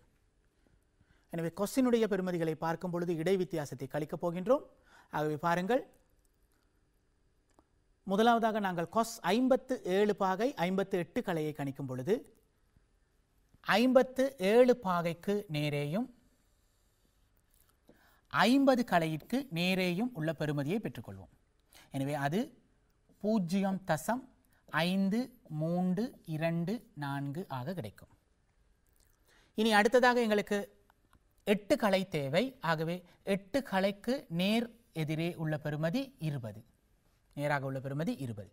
எனவே இந்த 20 ஆனது இறுதி இரு இலக்கங்களுடன் கழிக்கப்பட வேண்டும். எனவே இவ்வாறு கழிக்கும் பொழுது உங்களுக்கு தெரியும் 4035.0. ஆகவே காஸினுடைய இடை வித்தியாச பெறுமதி கழிக்கப்படுவதால் இங்கு காஸ் 57 பாகை 58 களையானது 0.5304 சமனாக இருக்கும். எனவே காஸினுடைய இடை வித்தியாச பெறுமதி கழிக்கப்பட வேண்டும். இனி அடுத்ததாக தரப்பட்ட யாதும் ஒரு சைன் காஸ் டான் பெறுமதிகளுக்குரிய கோணத்தை எவ்வாறு காணலாம் என்பது தொடர்பாக பார்ப்போம். இவ்வளவு நேரமும் உங்களுக்கு கோண பெறுமதி தரப்பட்டிருந்தது. நீங்கள் அந்த கோணத்திற்குரிய சைன் காஸ் டான் பெறுமதியை கண்டுபிடித்தீர்கள். இப்பொழுது நாங்கள் தரப்பட்ட சைன் காஸ் டான் என்பவற்றினுடைய பெருமானங்கள் தரப்படும் பொழுது அந்த பெருமானங்களை பயன்படுத்தி அவற்றுக்குரிய கோணங்களை எவ்வாறு கணிக்கலாம் என்பது தொடர்பாக பார்ப்போம். முதலாவதாக சைன் தீட்டா சமன் 0.0494. எனவே இந்த பெறுமதியை நாங்கள் இந்த சைன் அட்டவணையின் உள் தேட வேண்டும். எனவே இந்த பெறுமதி 0.0494 சைன் அட்டவணையினுள்ளே தேட வேண்டும். எனவே சைன் அட்டவணையினுள்ளே தேடும் பொழுது பாருங்கள் 0.04 என்பது இந்த இடத்திலே உங்களுக்கு ஆரம்பிக்கின்றது 0494. எனவே அந்த பெறுமதியானது இந்த இடத்திலே இருப்பதை நீங்கள் அவதானிக்கலாம். எனவே இந்த பெறுமதிக்குரிய கோணத்தை நாங்கள் பார்க்கும் பொழுது இந்த பெறுமதிக்குரிய பாகை முற்பகுதியிலும் களை இதற்கு நேர் மேலேயும் கணிக்கப்படும். ஆகவே இந்த பெறுமதிக்குரிய சைன் தீட்டா என்பது தீட்டா ஆனது 2 பாகை 50 களைக்கு சமனாக இருக்கும். இந்த பெறுமதிக்கு நேரே முற்பகுதியில் காணப்படுவது பாகையாகவும் இதற்கு நேர் மேலே காணப்படுவது களை ஆகவும் இருக்கும். ஆகவே சைன் தீட்டா சமன் 0.0494 எனும் பெறுமதிக்குரிய கோணமானது 2 பாகை 50 களை ஆகும்.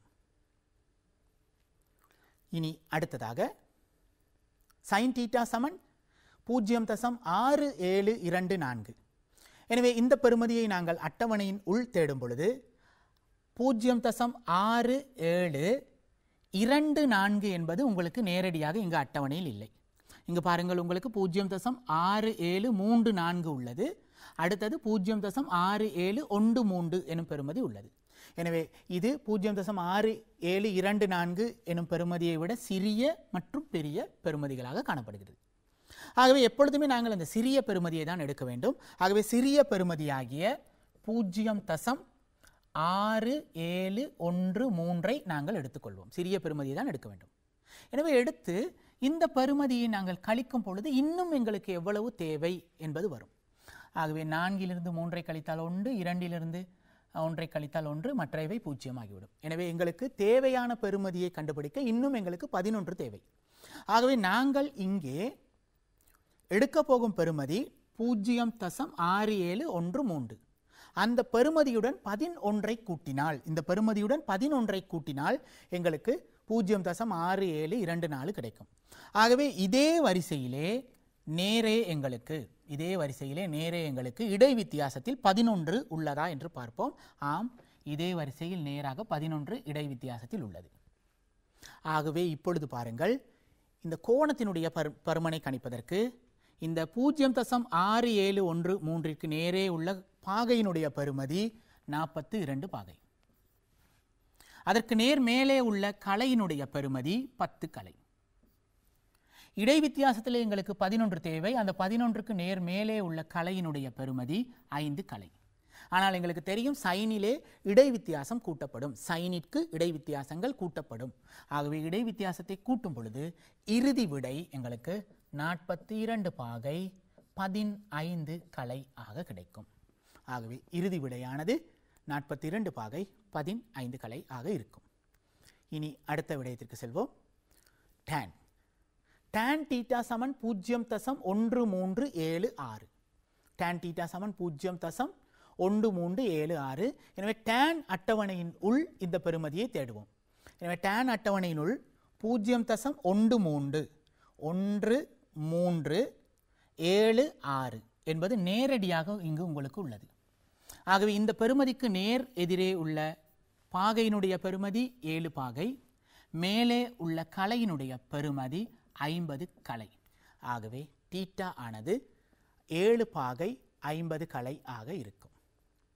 இதே போன்று அடுத்து tan θ சமன் 1.2602. எனவே இங்கு நாங்கள் 1 தசம் எனும் பகுதிக்கு செல்வோம். 1 தசம் எனும் பகுதியிலே 2602 1.2602 என்பது எங்களுக்கு இங்கு நேரடியாக இல்லை. எங்களுக்கு இங்கு 1.2647 உள்ளது. அதே போன்று 1.2572 உள்ளது. ஆகவே இங்கு பாருங்கள், நாங்கள் பெரிய பெறுமதியை எடுக்க முடியாது. ஆகவே சிறிய பெறுமதியை தான் எடுக்கப் போகின்றோம். ஆகவே நாங்கள் இங்கு 1.2572 எடுக்கும் பொழுது எங்களுக்கு மேலதிகமாக எவ்வளவு தேவை என்பதை நாங்கள் கழித்து காணலாம். ஆகவே எங்களுக்கு மேலதிகமாக இன்னும் 30 தேவை. அந்த 30 ஆனது இதற்கு நேரே இடை வித்தியாசத்தில் இந்த இடத்தில் உள்ளது. ஆகவே இப்பொழுது பாருங்கள், 0.2572 நேர் முன்பகுதியில் எங்களுக்கு 51 பாகையும் மேற்பகுதியிலே 30 கலையும் உள்ளது.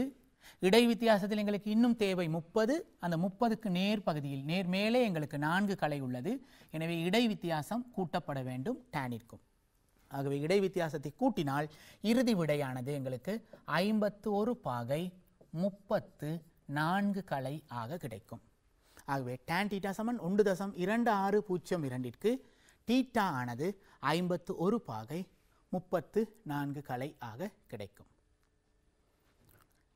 எனவே மாணவர்களே, இதுவரையில் நாங்கள் இந்த சைன் காஸ் tan அட்டவணையை பயன்படுத்தி அவற்றுக்குரிய கோணங்கள் தரப்படும் பொழுது பெறுமதிகளையும், பெறுமதி தரப்படும் பொழுது கோணங்களையும் எவ்வாறு கணிக்கலாம் என்பது தொடர்பான ஒரு மீட்டலை பார்த்திருந்தோம். ஒரு சிறிய இடைவேளையின் பின் மீண்டும் நாங்கள் இந்த திரிகோண கணித விடயங்கள் தொடர்பாக இணைந்திருப்போம். ஆம் மாணவர்களே, மீண்டும் நாங்கள் இடைவேளையின் பின்னர் இணைந்திருக்கின்றோம். இப்பொழுது நாங்கள் இந்த காஸ் தீட்டாவினுடைய பெறுமதி தரப்படும் பொழுது அந்த தீட்டாவிற்குரிய கோணத்தை எவ்வாறு கணிக்கலாம் என்பது தொடர்பாக பார்ப்போம். இங்கு பாருங்கள், காஸ் தீட்டா சமன் 0.9894. எனவே இங்கு கொஸ் அட்டவணையிலே உங்களுக்கு தெரியும் சைன் அட்டவணையிலே கீழ்ப்பகுதியிலிருந்து மேல்புறமாக கொஸ்ஸினுடைய பெறுமதிகள் பார்க்கப்படும். எனவே நீங்கள் அந்த அட்டவணையிலே கொஸ் அட்டவணையிலே 0.9894 எனும் இடத்திற்கு செல்ல வேண்டும். எனவே நீங்கள் அந்த பெறுமதியை காணும் பொழுது உங்களுக்கு பாருங்கள் இங்கு 0.9894 எனும் பெறுமதி உங்களுக்கு நேரடியாக இந்த இடத்திலே இருக்கும். ஆகவே கொஸ்ஸினுடைய பெறுமதிகள் காணும் பொழுது உங்களுக்கு தெரியும் நடுப்பகுதியில் கோணங்கள் காணப்படும். ஆகவே இந்த பெறுமதிக்கு நேர் வலப்பக்கமாக கோணப்பெறுமதி பாகையிலும் 8 பாகையாகவும் கீழ்ப்பகுதியிலே கோணமானது கலையிலே இருக்கும் 20 கலையாக இருக்கும். ஆகவே எங்களுக்கு தெரியும் கொஸ் தீட்டா சமன் 0.9894 என்பதற்குரிய தீட்டாவினுடைய பெறுமதி தீட்டா ஆனது 8 பாகை 20 கலை ஆக இருக்கும். எனவே இது கொஸ் தீட்டா சமன் 0.9894 தீட்டாவிற்கு பெறுமதி காணும் முறை. இனி அடுத்ததாக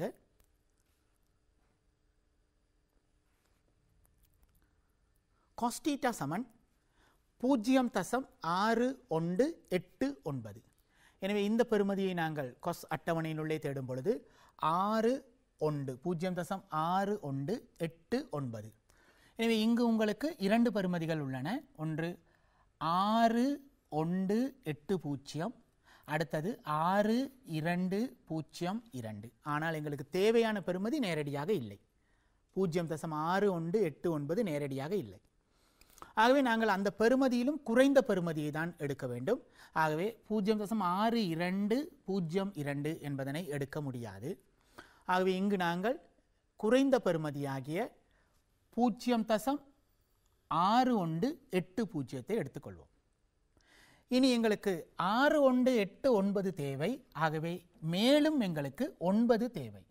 ஆகவே இடை வித்தியாசத்திலே அந்த 9 நேரடியாக காணப்படுகின்றது. எனவே பாருங்கள் இப்பொழுது கொஸ் பெறுமதி என்பதால் இந்த பெறுமதிக்கு வலப்பக்கமாக நாங்கள் பார்க்கும் பொழுது எங்களுக்கு கோணமானது பாகையில் 51 பாகை ஆகவும் கீழே பார்க்கும் பொழுது எங்களுக்கு கோணம் கலையிலும் அதே போன்று மேலும் எங்களுக்கு 9 தேவைப்படுவதால் இடை வித்தியாச பெறுமதியிலே 9 ஆனது 4 கலை ஆகவும் கிடைக்கும். எனவே இப்பொழுது தீட்டாவினுடைய பெறுமதியை நாங்கள் காணும் பொழுது தீட்டாவினுடைய பெறுமதியானது 51 பாகை 50 கலையில் இருந்து 4 கலையை கழிக்க வேண்டும். ஏனென்றால் கொஸ்ஸிற்கு இடை வித்தியாசம் கழிக்கப்படும். ஆகவே இப்பொழுது பாருங்கள் 51 பாகை 50 கலையிலிருந்து 4 கலையை கழிக்கும் பொழுது அது 46 கலையாக கிடைக்கும். எனவே தீட்டாவினுடைய இறுதி பெறுமதி ஆனது தீட்டா சமன் 51 பாகை 46 கலையாக இருக்கும். கொஸ் அட்டவணையை பயன்படுத்தும் பொழுது இடை வித்தியாசங்கள் கழிக்கப்படும் என்பதை நினைவில் வைத்திருங்கள். எனவே அடுத்தது இனி நாங்கள் இந்த திரிகோண கணிதம் தொடர்பான அடிப்படையான விடயங்களை கற்றுக்கொண்டோம். திரிகோண கணித விகிதங்கள் மற்றும் சில குறிப்பிட்ட பெறுமதிகள் 30 பாகை 45 பாகை 60 பாகை எனும் கோணங்களுக்குரிய சைன் காஸ் டான் பெறுமதிகள், அதே போன்று சைன் காஸ் டான் என்பவற்றில் ஒரு குறிப்பிட்ட கோணம் தரப்படும் பொழுது அந்த கோணத்திற்கான சைன் பெறுமதி, காஸ் பெறுமதி, டான் பெறுமதி என்பவற்றை அட்டவணையை கொண்டு கணிப்பது, குறிப்பிட்ட பெறுமதிக்குரிய கோணங்களை அதாவது தீட்டாவை சைன் காஸ் டான் அட்டவணையை கொண்டு கணிப்பது, அதே போன்று கிடைத்தளத்தில் அளக்கப்படும் கோணங்கள் திசைகோளுடன் தொடர்புபடும் வீதம், நிலைக்குத்து தளத்தில் அளக்கப்படும் கோணங்கள் ஏற்ற கோணங்கள் மற்றும் இறக்க கோணங்களுடன் தொடர்புபடும் வீதம், இவை யாவும் தொடர்பான ஒரு மீட்டலிலே நாங்கள் ஈடுபட்டிருந்தோம். இனி இந்த விடயங்களுடன் தொடர்புடைய மாதிரி வினாக்கள். கடந்த வகுப்புகளிலே நாங்கள் திரிகோண கணிதம் எனும் பாட அலகை கற்கும் பொழுது நாங்கள் கடந்த கால வினாக்கள் தொடர்பான கவனத்தை செலுத்தியிருந்தோம். எனவே இன்று நாங்கள் இந்த மாதிரி வினாக்கள் தொடர்பான கவனத்தை செலுத்துவோம். எனவே அந்த வகையிலே பாருங்கள், முதலாவதாக இங்கு உங்களுக்கு தரப்பட்டுள்ள ஒரு தரவு. எனவே இங்கு வினாவிலே ஒன்று தரப்பட்ட முதலாவது வினா உங்களுக்கு இவ்வாறு உள்ளது. நாங்கள் இரண்டாவது வினாவை பார்ப்போம். இரண்டாவது வினாவை பார்க்கும் பொழுது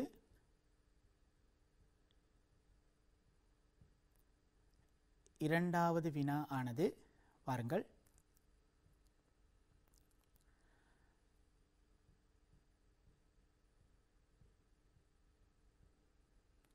இரண்டாவது வினாவும் உங்களுக்கு இங்கு இந்த ஃபொண்ட்டுகள் பிரச்சனையாக உள்ளதால் சற்று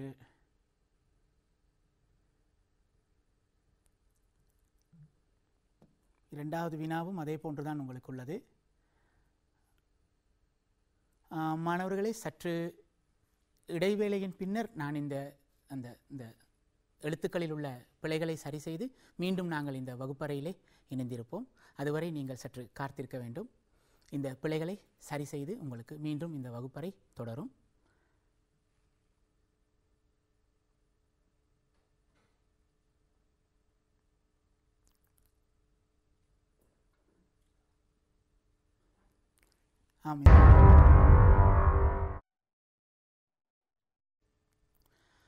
மாணவர்களே, தடங்களுக்கு வருந்துகின்றோம். மீண்டும் நாங்கள் நிகழ்ச்சியினுள்ளே இணைந்திருக்கலாம். இங்கு பாருங்கள், வினா ஆனது உங்களுக்கு சற்று சீரமைத்து தரப்பட்டுள்ளது. இதில் சிறு சிறு தவறுகள் இருந்தால் அவற்றை நாங்கள் இங்கே திருத்திக் கொள்ளலாம். கமலன் புள்ளி Pயிலிருந்து ஆரம்பித்து 45 பாகை திசைகோளில் 15 கிலோமீட்டர் சென்று புள்ளி Qவிற்கு வருகின்றான். அவன் அவ்விடத்திலிருந்து தெற்கு நோக்கி 40 கிலோமீட்டர் சென்று புள்ளி Rற்கு வருகின்றான். 1 சென்டிமீட்டரினால் 5 மீட்டர் காட்டப்படுமாறு ஓர் அளவிடை வரிப்படத்தை வரைந்து அதனை பயன்படுத்தி Pயிலிருந்து R வரையிலான தூரத்தை காண்க. எனவே Pயிலிருந்து R வரையிலான உண்மையான தூரத்தை நாங்கள் ஓர் அளவிடை படத்தை வரைவதனூடாக கண்டுபிடிக்க வேண்டும். எனவே இங்கு தரப்பட்டுள்ள தரவுகளானது உங்களுக்கு அருகிலுள்ள ஒரு பருமட்டான உருவிலே குறிக்கப்பட்டுள்ளது. பாருங்கள், கமலன் புள்ளி Pயிலிருந்து ஆரம்பித்து 0.45 பாகை திசைகோள். திசைகோள் என்பது எங்களுக்கு தெரியும். வடக்கிலிருந்து வலஞ்சுழியாக 45 பாகை திசைகோளிலே திரும்பி 15 கிலோமீட்டர் தூரம் சென்று புள்ளி Qவிற்கு வருகின்றார். மீண்டும் அவ்விடத்திலிருந்து தெற்கு நோக்கி என்றால் இது வடக்கு திசை, ஆகவே தெற்கு திசை கீழ்ப்புறமாக இருக்கும். தெற்கு திசையிலே 40 கிலோமீட்டர் தூரம் சென்று புள்ளி Rற்கு வருகின்றான். உங்களுக்கு தரப்பட்டுள்ள அளவிடையானது 1 சென்டிமீட்டர் ஆனது 5 கிலோமீட்டரினால் காட்டப்படுமாறு ஒரு அளவிடை படத்தை வரைந்து அதனை பயன்படுத்தி Pயிலிருந்து Rற்கு உள்ள இந்த தூரத்தை காண வேண்டும். இனி மாணவர்களே, நாங்கள் அளவிடை படம் ஒன்றை எவ்வாறு வரையலாம் என்பது தொடர்பாக பார்ப்போம். பாருங்கள், 1 சென்டிமீட்டர் ஆனது 5 கிலோமீட்டரினால் காட்டப்படுமாறு அளவிடையை நாங்கள் பெற்றுக்கொள்ள வேண்டும். எனவே அப்பொழுது எங்களுக்கு தெரியும், இந்த 15 சென்டிமீட்டர் ஆனது 1 சென்டிமீட்டர் 5 கிலோமீட்டரை குறிக்கும் என்றால் 15 கிலோமீட்டர் என்பது 3 சென்டிமீட்டரினால் காட்டப்பட வேண்டும். அதே போன்று 40 கிலோமீட்டர் என்பது 8 சென்டிமீட்டரினால் காட்டப்பட வேண்டும். எனவே இவ்வாறு நாங்கள் அளவிடைப்படம் ஒன்றை வரைந்து அதிலிருந்து Pயிலிருந்து Rற்கு இடையிலான தூரத்தை காண்போம். எனவே அடுத்து நாங்கள் பாருங்கள், புள்ளி Pயில் உள்ள வடக்கு திசையை இவ்வாறு ஒரு நேர் விளிம்பை பயன்படுத்தி வடக்கு திசையை நாங்கள் இவ்வாறு வரைந்து கொள்வோம். எனவே அளவிடை படம் வரையும் பொழுது நாங்கள் நேர் விளிம்பு மற்றும் பாகைமானி இவை இரண்டையும் பயன்படுத்தி கொள்ளலாம். எனவே புள்ளி Pயில் உள்ள வடக்கு திசையை இவ்வாறு குறித்த பிறகு வடக்கிலிருந்து வலஞ்சுழியாக 45 பாகை அவர் திரும்ப வேண்டும். ஆகவே பாகைமானியை இவ்வாறு நீங்கள் இந்த நேர்கோட்டின் மீது இவ்வாறு வைத்து வடக்கு திசை கோட்டின் மீது வைத்து வலஞ்சுழியாக 45 பாகை உள்ள புள்ளியை குறித்து கொள்ளுங்கள். எனவே 45 ஆனது இந்த புள்ளியிலே இருக்கும். எனவே இப்பொழுது 45 பாகைக்குரிய கோணத்தை குறித்த பிறகு பாகைமானியை எடுத்துவிட்டு புள்ளி Pயையும் அந்த குறித்து கொண்ட புள்ளியையும் இவ்வாறு இணைப்போம். ஆனால் எங்களுக்கு தெரியும், PQவிற்கு இடையிலான இந்த அளவிடை தூரமானது 3 சென்டிமீட்டர் என்பதால் இங்கு நீங்கள் 3 சென்டிமீட்டர் நீளமான கோட்டை மாத்திரம் வரைந்தால் போதும். இனி அந்த புள்ளியானது Q ஆக இருக்கும். இனி Qவிலே தெற்கு திசையை குறிக்கும் பொழுது பாருங்கள், எங்களுக்கு தெரியும் இந்த கோணம் 45 பாகை. ஆகவே Qவிலே எங்களுக்கு ஒரு 45 பாகை கோணத்தை கீழ்ப்புறமாக நாங்கள் உருவாக்க வேண்டும். ஏனென்றால் இங்கு பாருங்கள், அளவிடை படத்தில் இவை இரண்டும் ஒன்று விட்ட கோணங்கள். எனவே ஒன்றுவிட்ட கோணங்கள் சமனாக அமையும் பொழுது இது வடக்கு திசை. ஆகவே கீழ்ப்புறமாக வரையும் இந்த கோடு தெற்கு திசையை குறிக்கும். ஆகவே இப்பொழுது பாருங்கள், கியூவிலே இங்கே உருவில் காட்டப்பட்டுள்ளது போன்று பாகைமானியை நாங்கள் சரி செய்து PQ மீது பாகைமானியினுடைய அடிக்கோடு அமையும் வண்ணமும் பாகைமானியினுடைய மையப்புள்ளி புள்ளி கியூவிலே அமையும் வண்ணமும் வைத்து இனி நாங்கள் 45 பாகைக்குரிய கோணத்தை கீழ்ப்பக்கமாக இவ்வாறு குறித்து கொள்வோம். இனி நாங்கள் பாகைமானியை அகற்றி Q எனும் புள்ளியையும் இப்பொழுது நாங்கள் குறித்து கொண்ட புள்ளியையும் நீட்டுவோம். ஆனால் அது 8 சென்டிமீட்டர் தூரமானதாக இருக்க வேண்டும். ஏனென்றால் எங்களுக்கு QR அளவிடை நீளமானது 8 சென்டிமீட்டர் ஆகும். ஆனால் ஆகவே 8 சென்டிமீட்டர் தூரத்திற்கு மாத்திரம் நாங்கள் இவ்வாறு அந்த நேர்கோட்டை நீட்டி வரைந்து கொள்வோம். இனி நாங்கள் அடிமட்டத்தை நேர்விளிமை அகற்றிய பிறகு இதன் பிறகு பாருங்கள், இப்பொழுது எங்களுக்கு அளவிடை படம் கிடைத்துவிட்டது.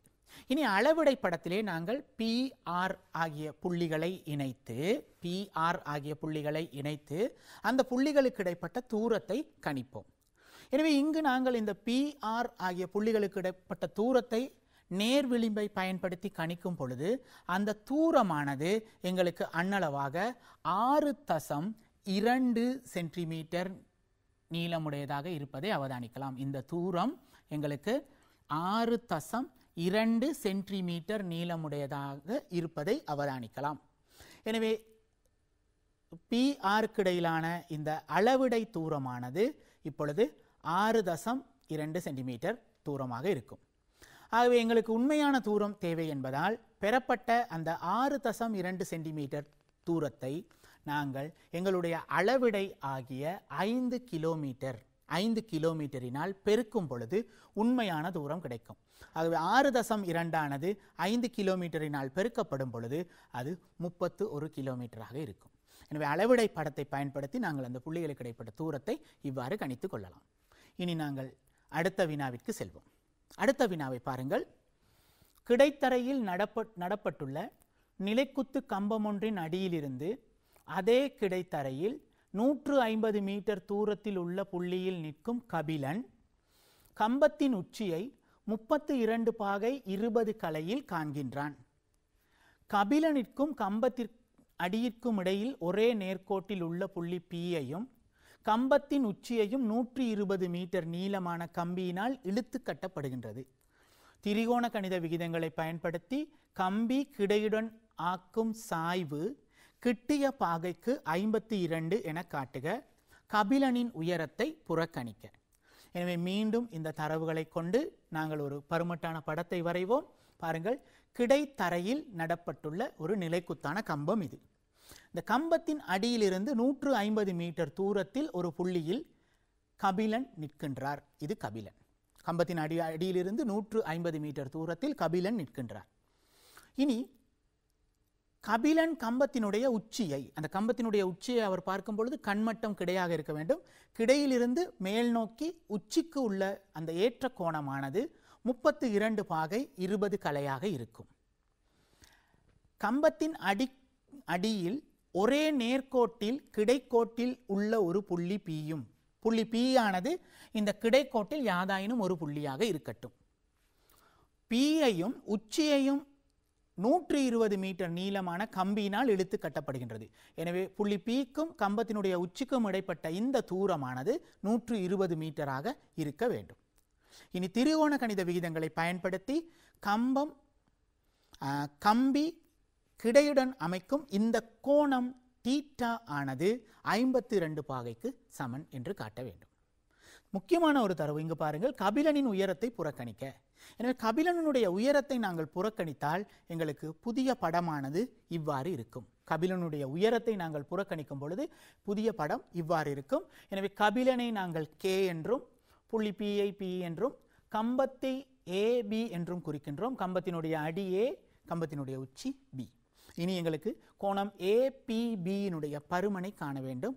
பருமனை காணுவதற்கு முதலாவதாக நாங்கள் இங்கு பாருங்கள், முக்கோணி ABKயை எடுத்துக்கொள்வோம். ABK எனும் பெரிய செங்கோண முக்கோணியை எடுத்துக்கொண்டால் அந்த செங்கோண முக்கோணியிலே tan 32 பாகை 20 கலை ஆனது. அதாவது tan 32 பாகை 20 கலை என்பது இந்த கோணம்.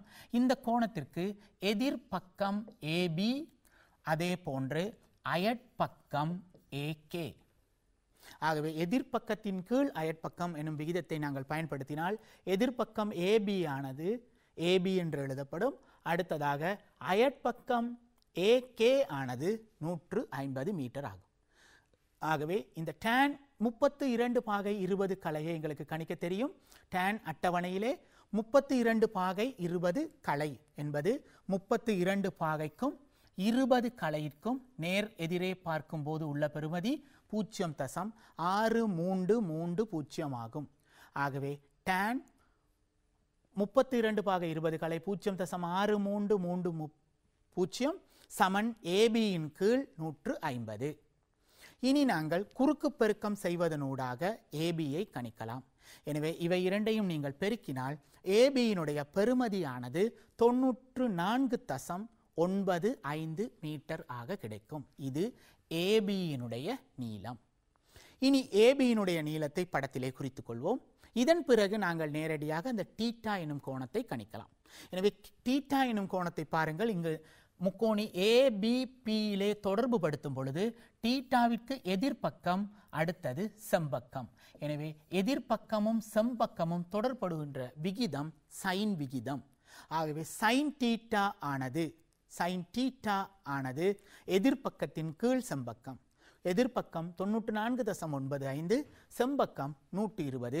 எனவே 94.95 120 வகுக்கும் பொழுது அது 0.7913 ஆக கிடைக்கும்.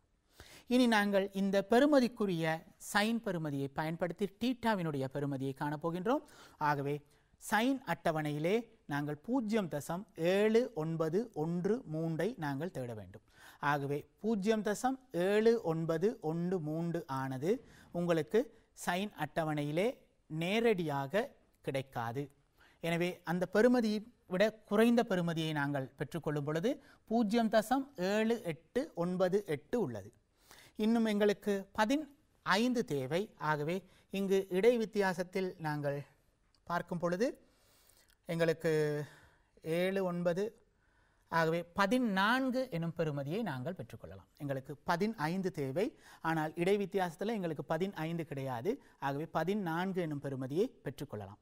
அவ்வாறு பெறும் பொழுது எங்களுக்கு தீட்டாவினுடைய பருமனானது 52 பாகை 10 களையுடன் இடை வித்தியாசத்தில் உள்ள 8 களையை கூட்ட வேண்டும். ஆகவே தீட்டாவினுடைய இறுதி பெறுமதி 52 பாகை 18 களையாக இருக்கும். எனவே இது திரிகோண கணித விகிதங்களை பயன்படுத்தி கோணம் APBயினுடைய பெறுமதியை காணும் முறையாக இருக்கும். அடுத்ததாக அந்த வினாவிலே எங்களுக்கு சொல்லப்பட்டிருந்த விடயம் அந்த கோணமானது கிட்டிய 52 பாகைக்கு சமன் என காட்டுக என்பதாகும். பாருங்கள், பெறப்பட்ட விடையானது தீட்டாவினுடைய பருமன் ஆனது 52 பாகை 18 களையாக காணப்பட்டது. ஆனால் இந்த பெறுமதி கிட்டிய 52 பாகைக்கு சமன் என காட்ட வேண்டும். ஆகவே இங்கு பாருங்கள், இந்த 18 களை என்பதை எடுத்து நோக்குவோம். எனவே 18 களை எனும் பொழுது இந்த 18 களையானது 30 களையிலும் சிறியது. ஏனென்றால் அரை பாகை என்பது 30 களையிற்கு சமன் என்று எங்களுக்கு தெரியும்.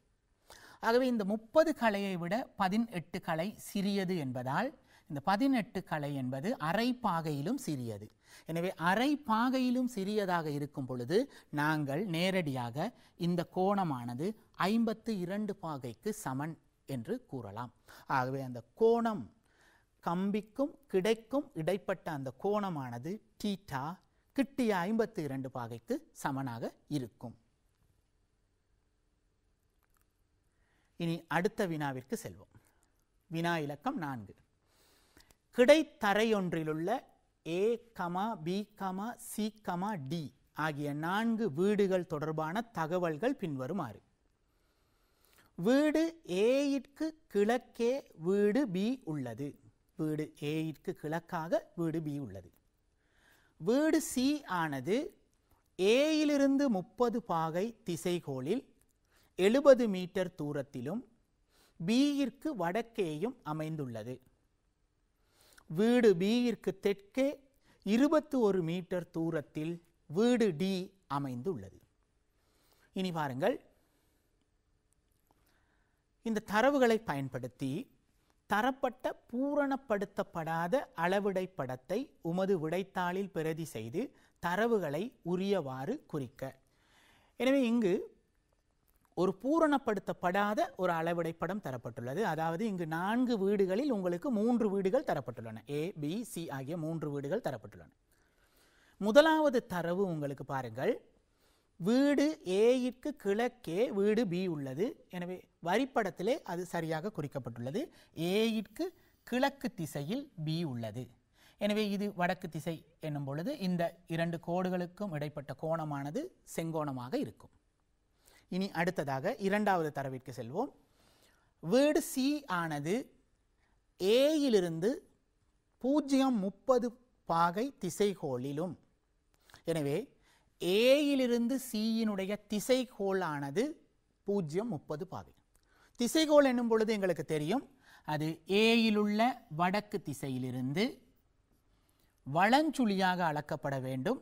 எனவே ஏசி எனும் கோடு வரையிலான இந்த கோணமானது, இந்த வலஞ்சுழியாக அளக்கப்படும் கோணமானது 30 பாகையாக இருக்க வேண்டும். எனவே இது 30 பாகை. அடுத்ததாக பியிற்கு வடக்கேயும் அமைந்துள்ளது. எனவே சி என்பது பியிற்கு வடக்கேயும் அமைந்துள்ளது, வடக்கு திசையிலே அமைந்துள்ளது. ஆகவே இந்த கோடுகளுக்கு இடைப்பட்ட கோணமானது செங்கோணமாக இருக்கும். அடுத்த தரவு, வீடு பியிற்கு தெற்கே 21 மீட்டர் தூரத்தில் வீடு டி அமைந்துள்ளது. ஆகவே இந்த வரிப்படத்திலே கீழ் நோக்கி நீங்கள் வீடு பியிற்கு தெற்கு பக்கமாக கீழ்ப்பக்கமாக 21 மீட்டர் தூரத்தில் வீடு டியை குறித்து கொள்ள வேண்டும். எனவே அவ்வாறு குறிக்கும் பொழுது உங்களுக்கு அளவிடை படமானது இந்த வகையிலே அமைவதாக இருக்கும். எனவே இப்பொழுது பாருங்கள், இந்த அளவிடை படத்திலே சகல தரவுகளும் குறிக்கப்பட்டுள்ளன. இரண்டாவது வினாவை பாருங்கள். வீடு ஏயிலிருந்து வீடு டியிற்கான திசைகோளை காண்க.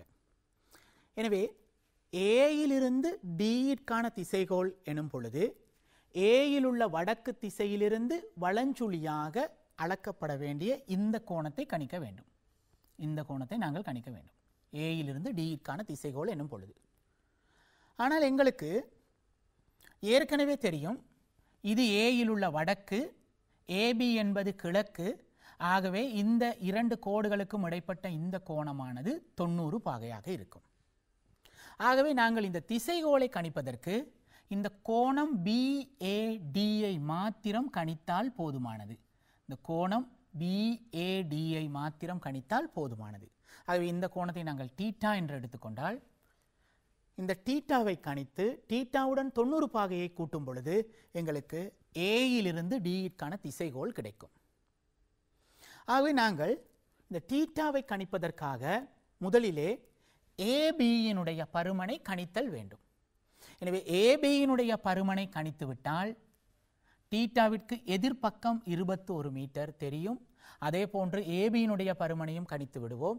ஆகவே tan விகிதத்தை பயன்படுத்துவதனூடாக கோணம் தீட்டாவை கணித்து கொள்ளலாம். ஆகவே முதலாவதாக நாங்கள் ஏபியை கணிக்கும் வேளையிலே இறங்குவோம். ஆகவே ஏபி எனும் தூரத்தை கணிப்பதற்கு நாங்கள் இந்த 30 பாகையையும் செம்பக்கமாகிய 70 பாகையையும் பயன்படுத்துவோம். ஆகவே அவ்வாறு பயன்படுத்தும் பொழுது பாருங்கள், 30 பாகைக்கு எதிராக காணப்படுவது ஏபி. எனவே அது எதிர்பக்கம் என்று சொல்லப்படும். 70, அதாவது ஏசி என்பது செம்பக்கம். ஆகவே 70 என்பது செம்பக்கமாக இருக்கும். எனவே எதிர்பக்கமும் செம்பக்கமும் தொடர்பு படுகின்ற விகிதம் சைன் விகிதம் என்பதால் சைன் 30 பாகை சமன் எதிர்பக்கம் ஏபியின் கீழ் செம்பக்கம் 70 இருக்கும். எனவே இந்த விகிதத்தை பயன்படுத்துவதனூடாக நாங்கள் ஏபியை கணிக்கலாம். எனவே சைன் 30 பாகையை நாங்கள் திரிகோண கணித அட்டவணையில் இருந்து கணித்துக் கொள்ளலாம். திரிகோண கணித அட்டவணையிலே 30 பாகை எனும் பொழுது நாங்கள் 30 பாகைக்கும் 0 கலைக்கும் சைன் பெறுமதி காண வேண்டும். ஆகவே 30 பாகைக்கும் 0 கலைக்கும் நேரெதிரே பார்க்கும் பொழுது சைன் 30 ஆனது 0.5000 இருக்கும். ஆகவே இந்த பெறுமதியை நாங்கள் பயன்படுத்தினால் சைன் 30 பாகை என்பதை நாங்கள் 0.5 என்று சுருக்கமாக எழுதி கொள்ளலாம். இனி அது சமன் ஏபியின் கீழ் 70 இருக்கும். இனி 70ஆல் நாங்கள் குறுக்கு பெருக்கம் செய்வதன் மூலம் 0.5 70ஆல் பெருக்குவதன் மூலம் ஏபியை பெற்றுக்கொள்ளலாம். ஆகவே ஏபி ஆனது 35 மீட்டர் ஆக இருக்கும். எனவே ஏபியினுடைய இந்த நீளம் 35 மீட்டர் ஆக இருக்கும். இனி அடுத்ததாக எங்களுக்கு இந்த கோணம் தீட்டா தேவை. ஆகவே தீட்டாவை நாங்கள் பெற்றுக்கொள்வதற்கு முக்கோணி ஏபிடியிலே தீட்டாவிற்கு எதிர்பக்கம் 21 மீட்டர், அடுத்தது தீட்டாவிற்கு அயற்பக்கம் 35 மீட்டர். ஆகவே நாங்கள் இங்கு எதிர்பக்கத்தையும் அயற்பக்கத்தையும் தொடர்பு படுத்தினால் அது tan தீட்டா எனும் விகிதத்தில் தொடர்புபடும். எனவே tan தீட்டா என்பது எதிர்பக்கத்தின் கீழ் அயற்பக்கமாக இருக்கும். ஆகவே இனி இதனை தொடர்ந்து நாங்கள் தீட்டாவை கணிப்பதற்கு tan விகிதத்தை பயன்படுத்துவோம். ஆகவே tan தீட்டா சமன் 21 எதிர்பக்கம் 35 அயற்பக்கம். இனி 21ஐயும் 35ஐயும் நாங்கள் 7ஆல் சுருக்கலாம். ஆகவே 7ஆல் சுருக்கும் பொழுது 3 முறைகள், இங்கு 5 முறைகள் விடையாக கிடைக்கும். 3 5ஆல் வகுப்படும் பொழுது அது 0.6. ஆகவே tan தீட்டா என்பது 0.6. ஆனால் tan அட்டவணையிலே உங்களுக்கு தெரியும் இந்த தசம எண்கள் ஆனது 4 தசம இலக்கங்களை கொண்டு அமைந்திருக்க வேண்டும். எனவே 0.6 என்பதுடன் சேர்த்து நீங்கள் 3 பூஜ்ஜியங்களை பின்னால் சேர்த்து கொள்ளும் பொழுது எங்களுக்கு 4 தசம இலக்க பெறுமதிகள் கிடைக்கும். ஆகவே இனி tan அட்டவணையின் உள்ளே 0.6000 என்னும் பெறுமதியை தேடும் பொழுது நேரடியாக உங்களுக்கு அந்த பெறுமதி அங்கே இருக்காது. ஆகவே பாருங்கள், உங்களுக்கு இங்கு காணப்படுகின்ற இந்த பெறுமதியை விட சிறிய பெறுமதியாக உள்ள பெறுமதி உங்களுக்கு இங்கே இருக்கும். 0.596 இருக்கும். இந்த பெறுமதியானது இதை விட குறைந்த பெறுமதியாக இருக்க வேண்டும். ஆகவே மேலும் எங்களுக்கு 31 தேவை. ஏனென்றால் 0.6000 பெற்றுக்கொள்ள. ஆகவே அதே கிடை வரிசையிலே பாருங்கள், 31 எங்களுக்கு இடை வித்தியாசத்தில் உள்ளது. ஆகவே இப்பொழுது எங்களுக்கு அந்த தீட்டாவினுடைய பெறுமதியை கணிக்கக்கூடியதாக இருக்கும். தீட்டா சமன் இந்த பெறுமதிக்கு நேர் எதிரே உள்ள பாகையினுடைய பெறுமதி 30 பாகை, அடுத்து கலையினுடைய பெறுமதி 50 கலை. இடை வித்தியாசத்திலே எங்களுக்கு 31 தேவை, அதற்கு உரிய கலை 8 கலை. tan என்பதால் இடை வித்தியாசங்கள் கூட்டப்படும். ஆகவே 50 கலை 8 கலையுடன் கூட்டப்படும் பொழுது 50 கலையானது 8 கலையுடன் கூட்டப்படும் பொழுது இறுதி விடையானது 30 பாகை 58 கலை ஆக கிடைக்கும். எனவே தீட்டாவினுடைய பெறுமதி 30 பாகை 58 கலை ஆக இருக்கும். எனவே இது தீட்டாவினுடைய பெறுமதியை காணும் முறையாகும். இனி அடுத்ததாக அந்த கோணமானது எங்களுக்கு 90 பாகையுடன் கூட்டப்பட வேண்டும். ஆகவே 90 பாகையுடன் கூட்டப்படும் பொழுது ஏயிலிருந்து டியிற்குள்ள திசைகோள் கிடைக்கும். ஆகவே ஏயிலிருந்து டியிற்குள்ள திசைகோளை காண்பதற்கு தீட்டாவினுடைய பெறுமதியை நாங்கள் கூட்டி பெற்றுக்கொள்ளலாம். நல்லது மாணவர்களே, இதுவரையில் நாங்கள் இந்த திரிகோண கணித என்னும் பாட அலகிலுள்ள சகல விடயங்களையும் மீட்டு கொண்டிருந்தோம். அந்த மீட்டலிலே உங்களுக்கு அடிப்படையான திரிகோண கணித விகிதங்கள் தொடர்பான விடயங்கள், அதாவது அடிப்படையான திரிகோண கணித விகிதங்கள் எனும் பொழுது சைன் விகிதம், காஸ் விகிதம், டேன் விகிதம், அத்தோடு இந்த திரிகோண கணித விகிதங்களுக்குரிய 30 பாகை, 45 பாகை, 60 பாகை எனும் கோணங்களை கணிப்பதும், மேலும் கிடைத்தளத்திலே அளக்கப்படக்கூடிய கோணம், திசைகோள் தொடர்பான விடயம். திசைகோள் என்பது வடக்கிலிருந்து வலஞ்சுழியாக அளக்கப்படும். அத்துடன் அது 3 இலக்கங்களை கொண்ட கோணத்தில் எழுதப்படும். அடுத்ததாக நிலைக்குத்து தளம். நிலைக்குத்து தளத்திலே 2 கோணங்கள் எங்களுக்கு தொடர்புபடும். ஒன்று ஏற்ற கோணம். ஏற்ற கோணம் என்பது கண்மட்டத்திலிருந்து பார்வை கோடு வரை மேல் நோக்கி அளக்கப்படும் கோணங்கள் ஏற்ற கோணங்கள் என்றும், கண்மட்டத்திலிருந்து பார்வை கோடு வரை கீழ் நோக்கி அளக்கப்படும் கோணங்கள் இறக்க கோணங்கள் என்றும் சொல்லப்படும். எனவே இந்த ஏற்ற கோணங்கள் மற்றும் இறக்க கோணங்களை பயன்படுத்தி எவ்வாறு வினாக்களை செய்யலாம் என்பது தொடர்பாக பார்த்தோம்.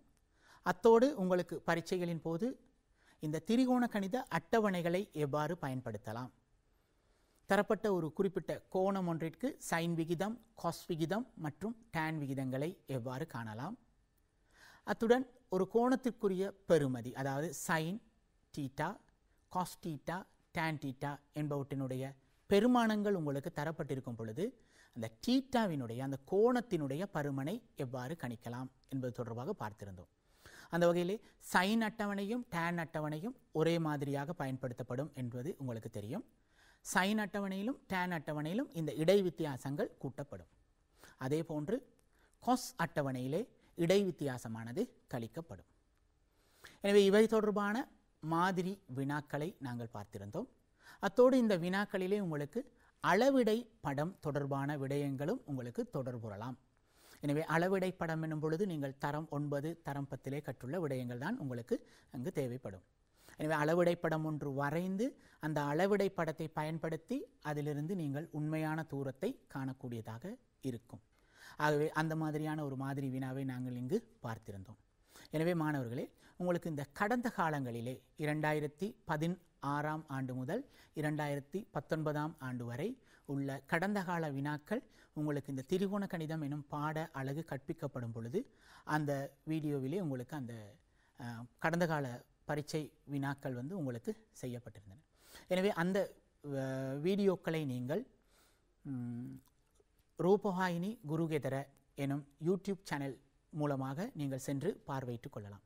எனவே இந்த குருகுலம் என்னும் வகுப்பறையிலே உங்களுக்கு கற்பிக்கப்படும் சகல பாட விடயங்கள் தொடர்பான வீடியோக்களும் உங்களுக்கு ரூபவாயினி குருகேதர எனும் யூடியூப் சேனல் மூலமாக உங்களுக்கு தொடர்ந்தேர்ச்சியாக அப்லோட் செய்யப்பட்டு கொண்டு வருகின்றன. எனவே அந்த வீடியோக்களை நீங்கள் எடுத்து மீட்டு பார்ப்பதனூடாக பரீட்சையில் வினாக்களுக்கு விடையளிப்பது எவ்வாறு, என்ன மாதிரியான நுட்பங்களை பயன்படுத்தலாம், எவ்வாறு புள்ளிகளை பெற்றுக்கொள்ளலாம் என்பது தொடர்பாக நீங்கள் அறிந்து கொள்ளலாம். அது மாத்திரமல்ல, நீங்கள் தொடர்ந்து இந்த காலப்பகுதியிலே கடந்த கால பரீட்சை வினாத்தாள்களை எடுத்து அந்த வினாத்தாள்களில் உள்ள வினாக்களுக்கு விடையளிக்க முயற்சி செய்து பாருங்கள். கடந்த கால வினாத்தாள்களை விடையளிக்கும் போது சிறப்பாக நாங்கள் அந்த வினாக்களுக்கு விடையளிப்பதற்கு தேர்ச்சி பெற்றுக்கொள்ளலாம். எனவே மாணவர்களே, இன்றைய தினத்தில் கற்றுக்கொண்ட இந்த விடயங்களை உங்களுக்கு கற்றுக் கொடுப்பதற்கும் நீங்கள் கற்றுக்கொள்வதற்கும் எனக்கும் உங்களுக்கும் இந்த சந்தர்ப்பத்தை ஏற்படுத்தி கொடுத்த கல்வி அமைச்சு மற்றும் தேசிய கல்வி நிர்வாகத்தின் அதிகாரிகள் அனைவருக்கும், அத்தோடு மேல்மாகாண கல்வி திணைக்களத்தின் உதவி கல்வி பணிப்பாளர் திரு ராஜகோபால் உதயகுமார் சார் அவர்களுக்கும் மற்றும் இந்த நேத்ரா தொலைக்காட்சி அலைவரிசையின் சகல ஊழியர்களுக்கும் நன்றி கூறி விடைபெற்றுக் கொள்கின்றேன். நன்றி, வணக்கம்.